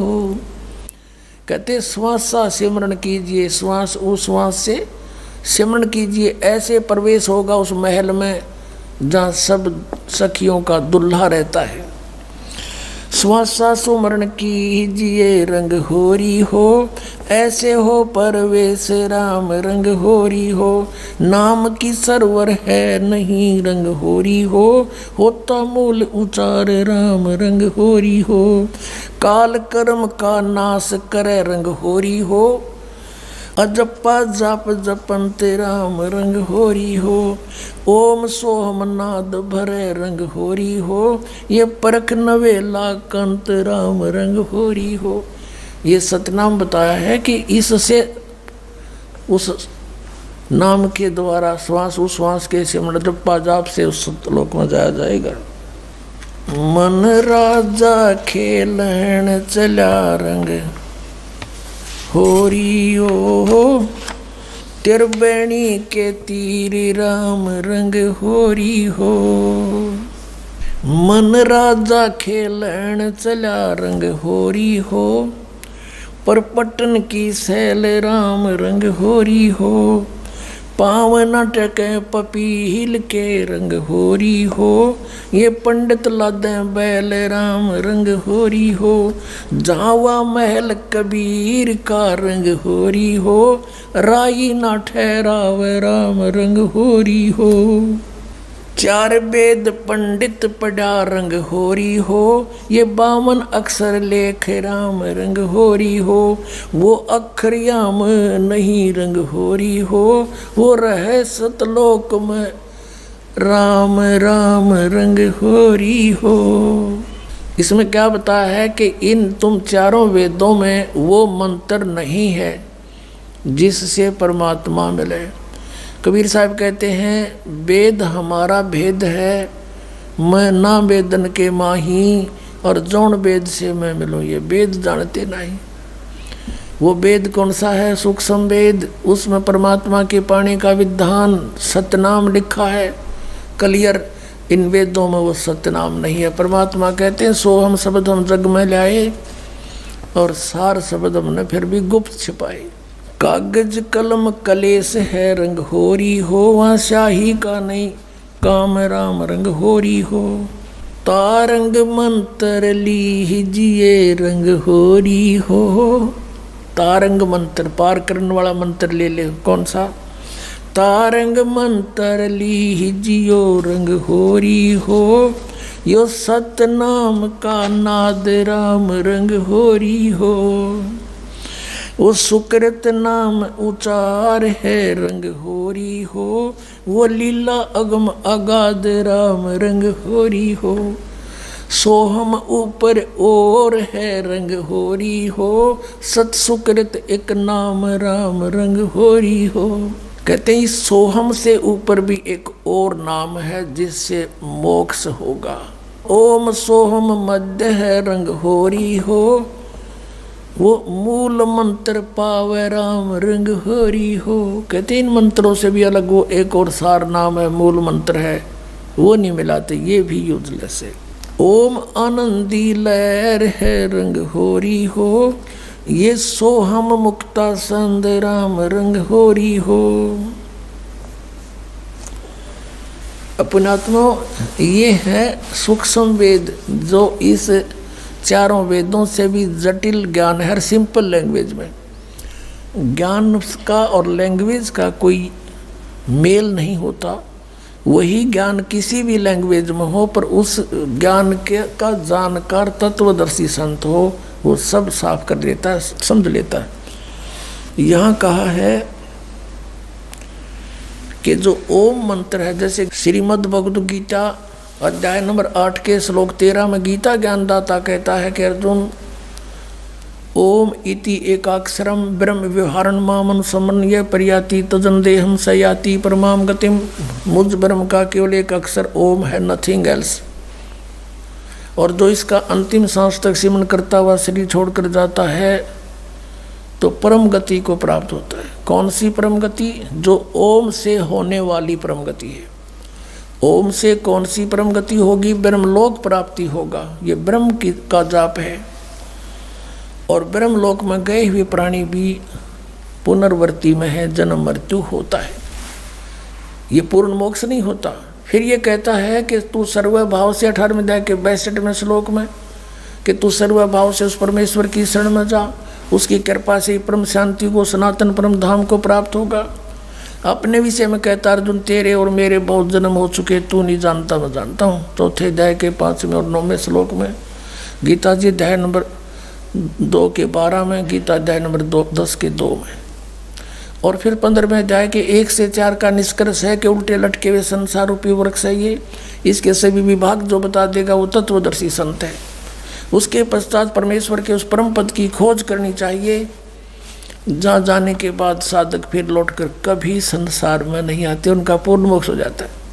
फिर बताया है गीता जी अध्याय नंबर 17 के श्लोक नंबर 23 में उस परमेश्वर के पाने का, सच्चिदानंद घन ब्रह्म के पाने का मंत्र बताया है, ओम तत्सत इति निर्देश ब्रह्मण त्रिविध समर्थ। ब्रह्मण माने सच्चिदानंद घन ब्रह्म, सच्चिदानंद घन ब्रह्म यानी परम अक्षर ब्रह्म। 7वें अध्याय के 29वें श्लोक में गीता ज्ञानदाता कहता है कि अर्जुन, उस तत्परम से परिचित, सारे अध्यात्म ज्ञान से परिचित, सब कर्मों से परिचित प्राणी साधक केवल जरा और मरण से छूटने का ही प्रयत्न करता है। वो यहाँ की किसी वस्तु की इच्छा नहीं रखता। 8वें अध्याय के प्रथम मंत्र में गीता ज्ञान दाता से अर्जुन ने प्रश्न किया, फिर किम तत्परम पुरुषोत्तम, कि हे कृष्ण वो कौन है फिर तत्परम, बता मेरे को। 8वें अध्याय के 3 श्लोक में गीता जी में कहा कि वो परम अक्षर ब्रह्म है। गीता अध्याय नंबर 15 के श्लोक नंबर 16 और 17 में 3 पुरुष बताए, एक सर पुरुष, एक अक्षर पुरुष। 15वें अध्याय के 16वें श्लोक में 2 पुरुष, सर पुरुष, अक्षर पुरुष, ये दोनों नाशवान, इनके अंतर्गत जितने प्राणी वो भी नाशवान। जीवात्मा किसी की नहीं मरती, है, अंडरस्टूड है। फिर 15वें अध्याय के 17वें श्लोक में स्पष्ट किया है कि उत्तम पुरुष है तू अन्य, और परमात्मा थी उदारते, ये लोग तेरे में आवेश से विवर्ती, अवे ईश्वर है। वो परम अक्षर ब्रह्म है तीसरा, सर पुरुष, अक्षर पुरुष तो 16वें श्लोक में, और उत्तम पुरुष इन 16वें श्लोक में वर्णित दोनों सर पुरुष और अक्षर पुरुष से कोई और है, वो परम अक्षर, वो उत्तम पुरुष वो है परम अक्षर, परम अक्षर ब्रह्म जो 8वें अध्याय के 3 श्लोक में जिसके विषय कहा, और वही परमात्मा कहलाता है। वही तीनों लोकों में प्रवेश करके सबका धारण पोषण करता है, वो है अविनाशी परमात्मा परमेश्वर। तो गीता जी अध्याय नंबर 17 के श्लोक नंबर 23 में इन 3 पुरुषों का मंत्र न्यारा न्यारा बताया। अपनात्मा हमने जैसे जल पाना है, जल पाना है, हम पूजा जल की कर रहे हैं, वो कैसे मिले, कौन से औजार हैं जो जल प्राप्त हो। जमीन में जल है तो हैंडपंप लगाने का सारा जो इंस्ट्रूमेंट है वो सारे लाने पड़ेंगे, और फिर वो कोई पूजा नहीं कर रहे हमें, वो तो हम पूज्य वस्तु को पाने के लिए मेहनत कर रहे हैं, मजदूरी साधना कर रहे हैं। तो उस परम अक्षर ब्रह्म को यानी सच्चिदानंद घन ब्रह्म के पाने का ओम तत् सत यानी उस सतलोक में जाने का, उस परम पद में, परमेश्वर के उस परम पद में जाने का, जहाँ जाने के बाद फिर कभी लौटकर संसार में नहीं आते, वो ये साधन है, ये साधना है। ये ओम तत्सत कोई पूजा नहीं, या मजदूरी है उस जल के पाने के लिए। ओम ब्रह्म का, सरपुरुष का, इस ओम नाम के जाप से 18वें अध्याय के 66वें श्लोक में ये ब्रह्म गीता ज्ञानदाता श्री कृष्ण में प्रवेश करके बोल रहा है। ये कहता कि सर्वधर्मान परित्यज्यमाम एकम शरणं व्रज, मेरे सतर की जो पूजाएं हैं ब्रह्म सतर की, उनको मुझे छोड़ दे। और उस एकम माने उस सर्वशक्तिमान जिसका बराबर दूसरा नहीं है, उसके पास जा, फिर मैं तुझे सब पापों को छोड़ दूंगा, मुक्त कर दूंगा, तू चिंता ना करे। अब हमने किसी का कर्जा ले रखा है, कर्जा उतरा नहीं तो उसने मजदूर बना लिए, और हमारा किसी अच्छे साहूकार से जो है ना मेल हो गया और उसने उसका कर्जा दे दिया, अगले भाई छोड़ इसको, मैं ले जाता हूँ, वहाँ मजदूरी करें, तेरे वहाँ बैठा दिया पंखे के तले नीचे, कलम दिवा के ले बेटा कराड़ा बढ़िया नौकरी दोगुना दूंगा तनख्वाह तुझे, तो वो आप पे छोड़ देगा, फिर मजदूरी नहीं कराएगा, उसका पैसा मिला। तो हम ओम नाम के जाप को, ब्रह्म के जाप को, ब्रह्मलोक में नाश कराते थे इस कमाई को, और ये पांचों यज्ञ जो करते थे ये भी यही उसी ब्रह्मलोक में खा लेते थे देवता बन के। तो अब हम इस ओम इन मंत्रों के प्रतिफल में कुछ नहीं लेंगे, इस तरह इसकी पूंजी नो की नो दे देंगे, अक पकड़े अपनी तो छोड़ मारा पीछा। 18वें अध्याय के 66वें श्लोक का ये अर्थ है कि गीता ज्ञानदाता कहता कि मेरे सतर की सभी धार्मिक पूजाएं सर्वधर्मान परित्यज्यमाम एकम शरणं व्रज, मेरे सतर की सब पूजा मुझे छोड़ दे, उस एक जिसके बराबर दूसरा नहीं, उस परम अक्षर ब्रह्म की शरण में जा। और इन्होंने व्रज माने आना कर रखा सारे अनाड़िया ने, किसी ने कख का पता नहीं था, सारा सदग्रंथों का अनर्स कर डाला, भोली जनता को गुमराह कर दिया। और इंग्लिश वर्ड का अर्थ गो हो कोई, उसका अर्थ कोई कम कर दे, आना कर दे, कितनी बुद्धिमता करी उसने। वर्ज माने जैसे गो माने जाना होता है, इंग्लिश वर्ड है, और उसका किसी सेंटेंस को ना समझ के अनुवाद करता, उसका अर्थ आना करता है, तो वो महामूर्ख है। किसी भी सर्कमस्टांस में गो बीन कम आना नहीं हो सकता। अरे न कर रखा, या थोड़ी सी एक झलक दिखानी पड़ेगी, अब पता चलेगा ज्ञानी और अज्ञानी का, सतगुरु और झूठे नकली और सच्चे सतगुरु का। ये है श्रीमद् भगवत गीता, गीता प्रेस गोरखपुर से प्रकाशित, अनुवाद करता है जय दयाल गोविंद का। अब हम आपको श्रीमद् भगवत गीता अध्याय नंबर 18 का श्लोक 62 दिखाएंगे। गीता अध्याय नंबर 18 श्लोक नंबर 62 में क्या कहा है कि हे भारत, सब प्रकार से उस परमेश्वर की शरण में जा, उस परमात्मा की कृपा से ही तू परम शांति को और सनातन परम धाम को प्राप्त होगा। अब यहाँ तो ये लिख गए गच्छ माने जा, इसका सब न बेरा था गच्छ माने जाना, तो नहीं छुपा सके। आगे देखो अध्याय नंबर 18 का और श्लोक नंबर 66 देखते हैं। इसमें लिखा कि सर्वधर्मान परित्यज्यमाम एकम शरणं व्रज, ये व्रज शब्द है। अहम तवा सर्व पापेभ्यः मोक्षामि मा शुच, ये गीता ज्ञानदाता कहते। इन्होंने क्या अनुवाद किया है कि संपूर्ण धर्मों को अर्थात संपूर्ण कर्मों कर्तव्य कर्मों को मुझ में त्याग कर तू केवल एक मुझ सर्वशक्तिमान सर्वधार की शरण में व्रज माने आ जा।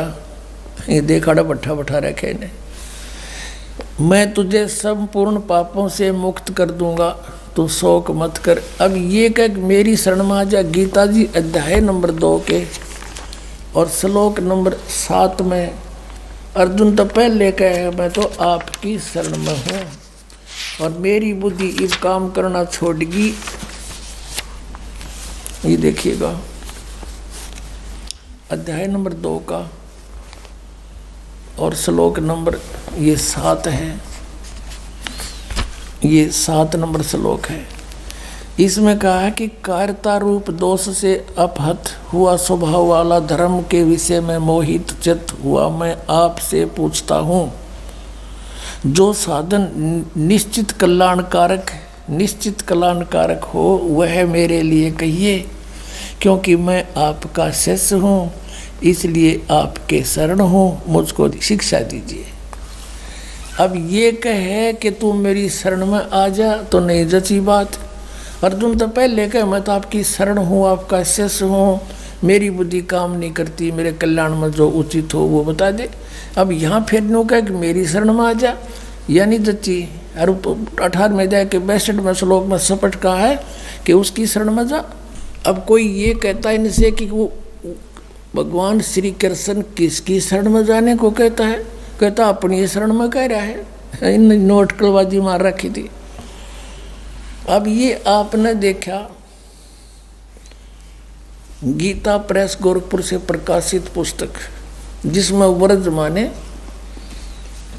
आना लिख रखा है, जबकि वर्ज माने जाना होता है। आपको शब्द कोश दिखाता हूँ। संस्कृत हिंदी कोश, ये कौन है इसका संग्रहकर्ता? वामन शिवराम आपटे, और ये यहाँ से छपा है मोतीलाल बनारसी दास पब्लिशर्स प्राइवेट लिमिटेड दिल्ली से। इसमें दिखाते हैं आपको, ये देखिएगा वर्ज,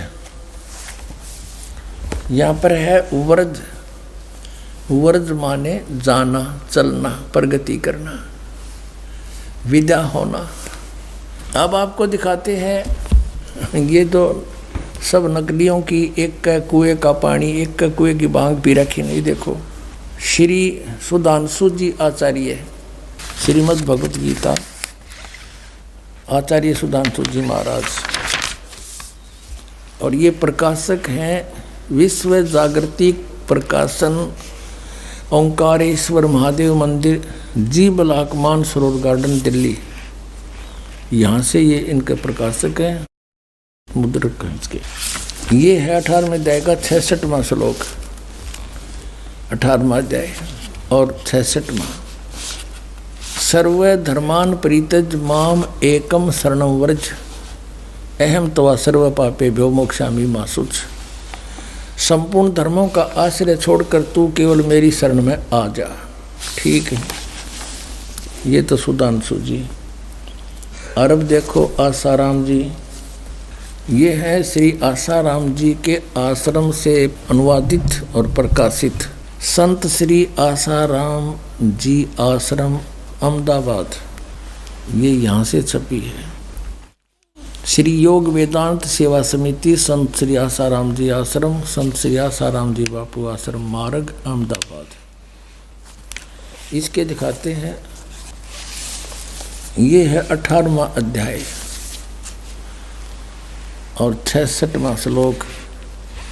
एकम शरणं व्रज, संपूर्ण धर्मों को अर्थात संपूर्ण कर्तव्य कर्मों को मुझ में त्याग कर तू केवल एक मुझ सर्वशक्तिमान सर्वाधार परमेश्वर की शरण में आ जा। व्रज माने आ जा।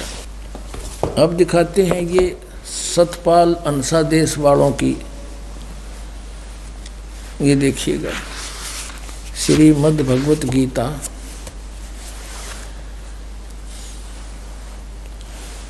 अनुवादक हैं ब्रह्मलीन महात्मा सत्यानंद, महात्मा सर्वज्ञानानंद आदि, संपादक अंसादेश, प्रकाशक मानव उत्थान सेवा समिति 2/12 पंजाबी विभाग नई दिल्ली से। ये इनके मुद्रक हैं Rajeshwari photo states private limited Delhi. और इनका देखना, इन्हें तो कति इकट्ठा काम कर रखा है, 3-3, 4-4 इकट्ठे के सीट रखे। ये तो सिर्फ अपनी पुस्तकें बनाकर बेचना ही उद्देश्य रखते थे। ये देखिएगा, ये है अष्टदशो अध्याय 18वां अध्याय, और यहाँ पर है सर्व धनमान परित्यज माम एकम शरणं व्रज, अहम तवा सर्व पापेभ्यो मोक्षामि मा शुच। ये 3-4 का इकट्ठा इन्होंने अनुवाद कर रखा है। ये देखना अगले पृष्ठ पे, इसमें लिखा है कि सर्व धर्मों के कर्मों को छोड़कर केवल मेरी शरण में आ जा। ठीक, अपने आत्माओं एक और कमाल दिखाऊंगा आपने। इन शर्म भी ना आई, ऊपर तो लिख रहे हैं वर्ज माने जाना, मीनिंग मत सही लिख रहे हैं, और अनुवाद में फिर घुमाना। देखो देखो कमाल की बात, चौड़े में झूठ बोल रखी ने। ये है श्रीमद् भगवत गीता यथारूप, और कहाँ से छपी है? कृष्ण कृपा मूर्ति श्रीमद् एसी भक्ति वेदांत स्वामी प्रभुपाद संस्थापक आचार्य अंतर्राष्ट्रीय कृष्ण भगवान अमृत संघ, एस्कॉन वाले बोले हैं, एस्कॉन वाले। और इन्होंने लिखा है कि विश्व में सबसे अधिक इस संस्था की पुस्तक बिकती हैं। यह देखना, ये आपको सुना दिया। द्वारा किसके द्वारा अनुवादित है? कृष्ण कृपा श्री मूर्ति श्रीमद् एसी भक्ति वेदांत स्वामी प्रभुपाद संस्थापक आचार्य अंतर्राष्ट्रीय कृष्ण भगवान अमृत संघ। और यहाँ से ये और छपी है, ये भक्ति वेदांत बुक ट्रस्ट। ये बड़े दूसरे देशों में भी, Los Angeles, London, Stockholm, Sydney, Hong Kong, Mumbai. अब हम अपने मतलब का काम देखेंगे। ये है 18वां अध्याय। 18वां अध्याय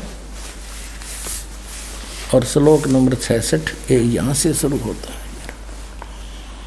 सर्वधर्मान परित्यज माम एकम शरणं व्रज अहम तवा सर्व पापे भ्यो मोक्षामि मा शुच। इसका अनुवाद किया है यहाँ पर, देख कमाल कर रखे इन्होंने। ये है शब्दों के अर्थ। सर्वधर्मान समस्त प्रकार के धर्म, परित्यज माने त्याग कर, परित्यज्य माने त्याग कर, माम माने मेरी, एकम माने एक मात्र, शरणम माने शरण में, व्रज माने जाओ। ठीक है, यहाँ तो बिल्कुल सही लिखा है इन्होंने, बुद्धिमत्ता दिखाई। व्रज माने जाना, और मेरी शरण में जाओ का अर्थ क्या है? अब यहाँ देखना, ये अनुवाद है इनका। समस्त प्रकार के धर्मों का परित्याग करो और मेरी शरण में आओ। अरे वाह शेरो, या तो जाना और यहाँ घुमाना। अरे वाह बुद्धिमानो, ताला पाड़ दिया। अब देखो नक्की से डले डवा रखे जनता पे भगवान, या इसी मोटी पुस्तक बना रखे गीता जी, एवढे गीता या। अरे 1 घंटे का प्रवचन, इसके सारा निर्णय हो जाता। दास आपके समक्ष कराया रूबरू। इन अड़ंगे को छुपाने के लिए अपने ज्ञान को किसी मोटी पुस्तक या बना रखी, साधक संजीवनी। और इस 18वें अध्याय के 66वें श्लोक को एक सीधा अर्थ जाना, इसका ना समझ माने से इसको उल्ट सुड अड़गम सड़गम कर इसके को 12 पृष्ठ पर रखें अपने अज्ञान को और ज्ञान बनाने के लिए। बता गोबर का हलवा बन सके कभी? इन तो अड़ंगा कर दिया। ऐसे बढ़िया सदग्रंथ का इन्होंने अड़ंगा कर डाला, अनरच करके देखिएगा। ये है साधक संजीवनी। ये किसके द्वारा है? श्री राम सुखदास। श्री राम सुखदास है इसके अनुवाद करता, जो बड़े महापुरुष माने जाते हैं। और देखना, स्वामी राम सुखदास से इसके अनुवादक हैं। और कहाँ से छपी? गीता प्रेस गोरखपुर, ये यहाँ से छपी है। अब इसके आते हैं उसी स्थान पर, ये देखिएगा। ये भगवान कबीर, ये माया अटपटी सब गट आनड़ी, किस किस न समझाऊं या कुआ भांग पड़ी। 18वें अध्याय का 66वां श्लोक यहाँ से है। क्या लिखा है? सर्वधर्मान परित्यज माम एकम शरणं व्रज अहम तवा सर्व पाप्यो भो मोक्षामि मा शुच। यहाँ देखिएगा, संपूर्ण धर्मों का आश्रय छोड़कर तू केवल मेरी शरण में व्रज माने आ जा। वाह जी वाह। अब देखो, ये है 1200 पृष्ठ से शुरू किया इन्होंने। इस व्रज माने जाने को आना, अड़ंगा करने के लिए यहाँ से शुरू करी थी बकवाद इसने। देखकर कितने छोटे छोटे अक्षर हैं, अखबार के से, समाचार पत्र जैसे, और कितनी बढ़िया पुस्तक देखिए। मेरी एक गिट भी छोटी रह जाए, ये देखो। और फिर भी 2 इंच बच गई। और चौड़ाई देखो, ये देखो तेरा गजब हुई। वो तेरा भला हो ये भगवान। यहाँ आकर टके हैं देख, 1200 से शुरू किया इन्होंने अड़ंगा अड़ा करना बता। और फिर यहाँ आके ये 1217 पर 17 पृष्ठ उत्तरा गजब हो 1217 पे यहाँ तक ये चल रहा है। 18वें अध्याय का 66वां श्लोक। यशोदा मैया दाऊद जी कहते हैं। ये बता इसका क्या लिंक था आने और जाने में? यशोदा मैया कितना है इसमें? मूर्ख बना रहे, ये मारे बना गए यशोदा मैया सारे भूत बनवा दिए मारे। अब गीता जी में कहीं भी नहीं लिखा हरे राम कृष्ण कृष्ण हरे हरे राधे राधे श्याम मिला दे। है ये कोई मंत्र? ये कहाँ से लाया? ये शास्त्र विदिता का मनमाना आचरण है। और गीता जी अध्याय नंबर 16 के श्लोक 23 में कहा कि शास्त्र विधि को त्याग कर जो मनमाना आचरण करते हैं उनको ना तो सुख हो, ना उनकी गति हो, ना कोई सिद्धि प्राप्त हो, यूजलेस। फिर कहा कि अर्जुन इससे तेरे लिए कर्तव्य की व्यवस्था में सदग्रंथ ही प्रमाण है, उनसे बाहर कोई भी मंत्र जाप मत कर लिए, ना तो बिरान माटी हो जाएगी। और ये सारे इस्तेबार करा आउट ऑफ सिलेबस पढ़ा रहे हमारे को। एक और दिखाते हैं, बहुत बड़े विद्वान माने जाते थे डॉक्टर सर्वपल्ली राधाकृष्णन, कहते इस जैसा विद्वान तो धरती पर नहीं हुआ। ये देखो, ये है इसके राइटर, अनुवाद करता। ये हिंदी पॉकेट्स बुक से छपी है। विश्व विख्यात दार्शनिक डॉक्टर सर्वपल्ली राधाकृष्णन के अंतर्राष्ट्रीय ख्याति प्राप्त गौरव ग्रंथ। अब इस गौरव ग्रंथ में देखेंगे। ये देखो, सर्व ये 66वां श्लोक 18वें अध्याय का। सर्वधर्मान परित्यज माम एकम शरणं व्रज। सब कर्तव्यों को छोड़कर तू केवल मेरी शरण में आ जा। ये देख लो, विश्व विख्यात विद्वान। एक और दिखाता हूँ आपको, नया इंजीनियर पाक क्या था इस गीता के अनुवाद में। ये आर्य समाज के धुरंधर विद्वान जो महर्षि दयानंद के विचारों से प्रभावित होकर और इन की सा नाश करा। देख, यह एक पुस्तक है, ये है गीता वैदिक भगवत गीता भाष्यम विवरणोपेतम। भाष्यकार हैं श्री स्वामी आत्मानंद जी सरस्वती। प्रकाशक हरियाणा साहित्य संस्थान, गुरुकुल झज्जर, जिला झज्जर। और ये इनका आचार्य प्रिंटिंग प्रेस, दानंद मठ, रोहतक से छपी है। अब इसने किसा नाश कर रखा है, दिखाऊं। इसने क्या लिखा है प्राकथन में, गए पृष्ठ पे क्या लिखा है देखिएगा, ताड़ा पाड़ा। कई चतुर शिल्पी ही इस तह को मूल रत्न में से एक अणु को नष्ट किए बिना दूर कर सकता है। अब तक जिस शिल्पी ने इसका मार्जन करना चाहा, इसे शान पर चढ़ाना चाहा, वह प्राय इस रत्न के उद्गम स्थान अनेक हीरक रत्नों के महान खान महाभारत का अवलोकन किए बिना ही इसे शान पर चढ़ा देता था। जिससे इस रत्न में कुछ न कुछ खनिज मिल भी रह ही जाता था, मल भी रह जाता था। और अब क्या बताया है कि वे चतुर शिल्पी प्राय पाठकों के परिचित ही हैं। आपका यहाँ लिखा है, अब साहित्य समाज के सौभाग्य में से इस रत्न यानी को एक चतुर शिल्पी मिला है जो इसकी मूल खान से केवल परिचित नहीं है, अपितु वह इसका भली भांति निरीक्षण भी कर चुका है। उस शिल्पी के पुरुषार्थ से गीता रत्न बहुत कुछ अपनी वास्तविक आभा को प्राप्त कर सकता है। और कहते हैं इस शिल्पी ने शान पर चढ़ा के और इस गीता को छांटा है। यानी एक शान हो से जैसे लोहार करा करें, उस पर कोई पिनाया करें लोहे की घूमती हुई फिर किसी होती है, उसने घिसा के और उसका कोई औजार बनाते हैं। ये इन्हों का है कि इस आत्मानंद आर्य समाजी आचार्य ने गीता को सही काट छाट कर सही रत्न काट दिया। इसने 700 श्लोकों में से 200 श्लोक सेलेक्ट किए न्यू कहे ये 200 श्लोक हैं बस ये गीता में, बाकी तो रिजेक्टेड है। ये देखिए इसका अकल कहाँ तक कित रोवांगे, सारे की बिजली पड़ रही है इनमें। अब ये क्या बताता है, अब थोड़ा सा हिंट दूंगा अपने, मैं घना तो इतना समय नहीं इनको बर्बाद करने का। ये क्या बताता है, गीता में प्रक्षेप यानी मिलावट है गीता में। यूनो का है आत्मानंद, नवम, दसम, एकादश और द्वादश अध्याय ये सारे मिलावट हैं। 9वें अध्याय के प्रथम श्लोक को छोड़कर और 9वां, 10वां और 11वां और 12वां सभी अध्याय प्रक्षिप्त हैं, इनमें मिलावट से। अच्छा ये देखिए 13वां अध्याय, इसमें 13वें अध्याय के प्रथम से लेकर 6 श्लोक प्रक्षिप्त हैं। ये तो मिलावट से, बाकी ठीक से। अब चतुर्दश अध्याय का 14वां अध्याय, 14वें अध्याय में दूसरा, तीसरा और चौथा श्लोक प्रक्षिप्त हैं, बाकी ठीक है। अच्छा और देखिए इसमें पंचदश अध्याय, इसमें पंचदश अध्याय 15वां अध्याय सारा ही नकली है।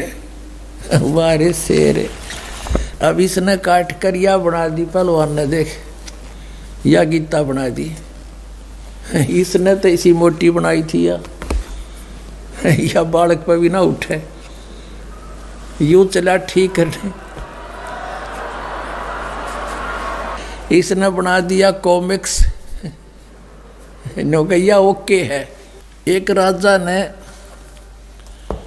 मकान बनाना था, एक मंत्री की ड्यूटी ला दी वजीर की। वजीर ने बहुत बढ़िया कारीगर ढूंढा, खाती कारीगर। उससे कहा भी तू बढ़िया मकान बना दे राजा का, और ओके सामान ला दिए, पैसे की चिंता मत करना, कदे मेरा बड्डा हट मरवा दे। मिस्त्री बोला जी ठीक है। वो ला बढ़िया अपने लकड़ी सतीर लिया, बढ़िया बढ़िया छाट कर क्या के चंदन के एक बहुत बढ़िया सैतीर लिया था, वुडन बीम, और अच्छा 20 फुट लंबा, 17-18 फुट लंबा, और अच्छा ऐसा मोटा और नो बहुत सुंदर।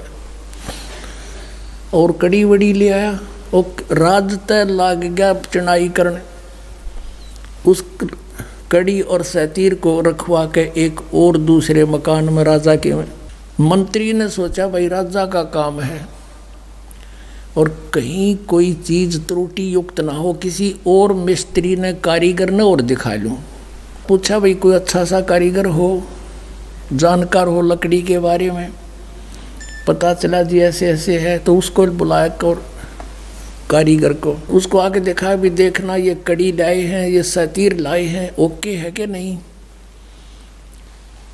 अब उसने सोची जैत ने ओके कह दी तो उस कारीगर की महिमा बनी जाएगी। ने बोला जी इस सतीर में तो बहुत नुक्स है, ये तो देख गुणिये में को नहीं, न्यू और न्यू है। अब वजीर ने सोची भाई बात बिगड़ गया तो फिर राजा डांट मारेगा। ने बोला जी इसने गुणिये में कर दे। वो रंदा ले रहा था साथ में, दे गदाए गद, दे गदाए गद, एक एक इंच तार दिया चारों तरफ से। ने बोला जी देख वो चमक गया। और वजीर ने सोचा भाई जमात तो बहुत बढ़िया बन गया भी था। उसने सोची एक और ने दिखा लो, कदे फिर भी चूक रहेगी वो। एक और ढूंढ लिया बढ़िया सा। उसने पूछा भाई यो सतीर ठीक है? बोला ना जी तो कति खराब है, बांगा टेढ़ा है। बोला भाई कर ठीक है। अब 2-2 इंच वो उतार गया, दे गदा गद, दे गदा। उसने सोचा भाई एक और दिखा लो, भी तो लग गया था। वो तीसरा बुलाया, उसने पूछा बोला जिसमें तो बहुत नुक्स है। बोला भाई कर ठीक है। वो भी फंड गया, 2-2 इंच वो उतार गया। कहने का भाव ये है वह कड़ी बना के धरती सतीर की, उस पिल उडन बीम की कड़ी बनेगी चारों तरफ से छोल छोल के। अब उस राज ने जो लाया था खरीदवा के सारे सामान अपने हिसाब से, उसने जब छत लेवल पे पहुंच गई दीवार, तब मजदूरों से कहा भाई वो सतीर लाओ पहले उठा के। वो गए सतीर ने, बोला 8-7 जने जाओ। वो 10-12 भेजे मजदूर, वह गए बोला मंत्री जी सतीर बता बोला यो खड़ी उधर है भाई, उन्हें एक जना जा उठाए। अब वो कारीगर ने कह रहा सतीर नहीं लाए तुम खाली आने लग रहे, बोला यो ले रहे। अब वो उसका जच्चा क्यों कर सतीर इतना होया करे। वो फिर वहाँ गया जहाँ पर रखा हुआ था, वहाँ देखा वो पड़ा बुरा दानेरा, वो छोड़ रहा क्या। फिर मंत्री जी से बात करी, कहने लगे जी उस सतीर का यू किसने क्या कर दिया। ने बोला अरे वाह भाई वाह तू अच्छा आदमी, मन मरवा हो क्या, ये सारा बिगाड़ रखा था, ये ओके ओके करवा दिया। तो इस वैदिक गीता ने 10 सतीर की कड़ी बना दी, ओके कर दिया यो। निरंजन धन तेरा दरबार, निरंजन धन तेरा, जहाँ पर तनिक ना न्याय विचार, जहाँ पर तनिक निरंजन धन तेरा दरबार, निरंजन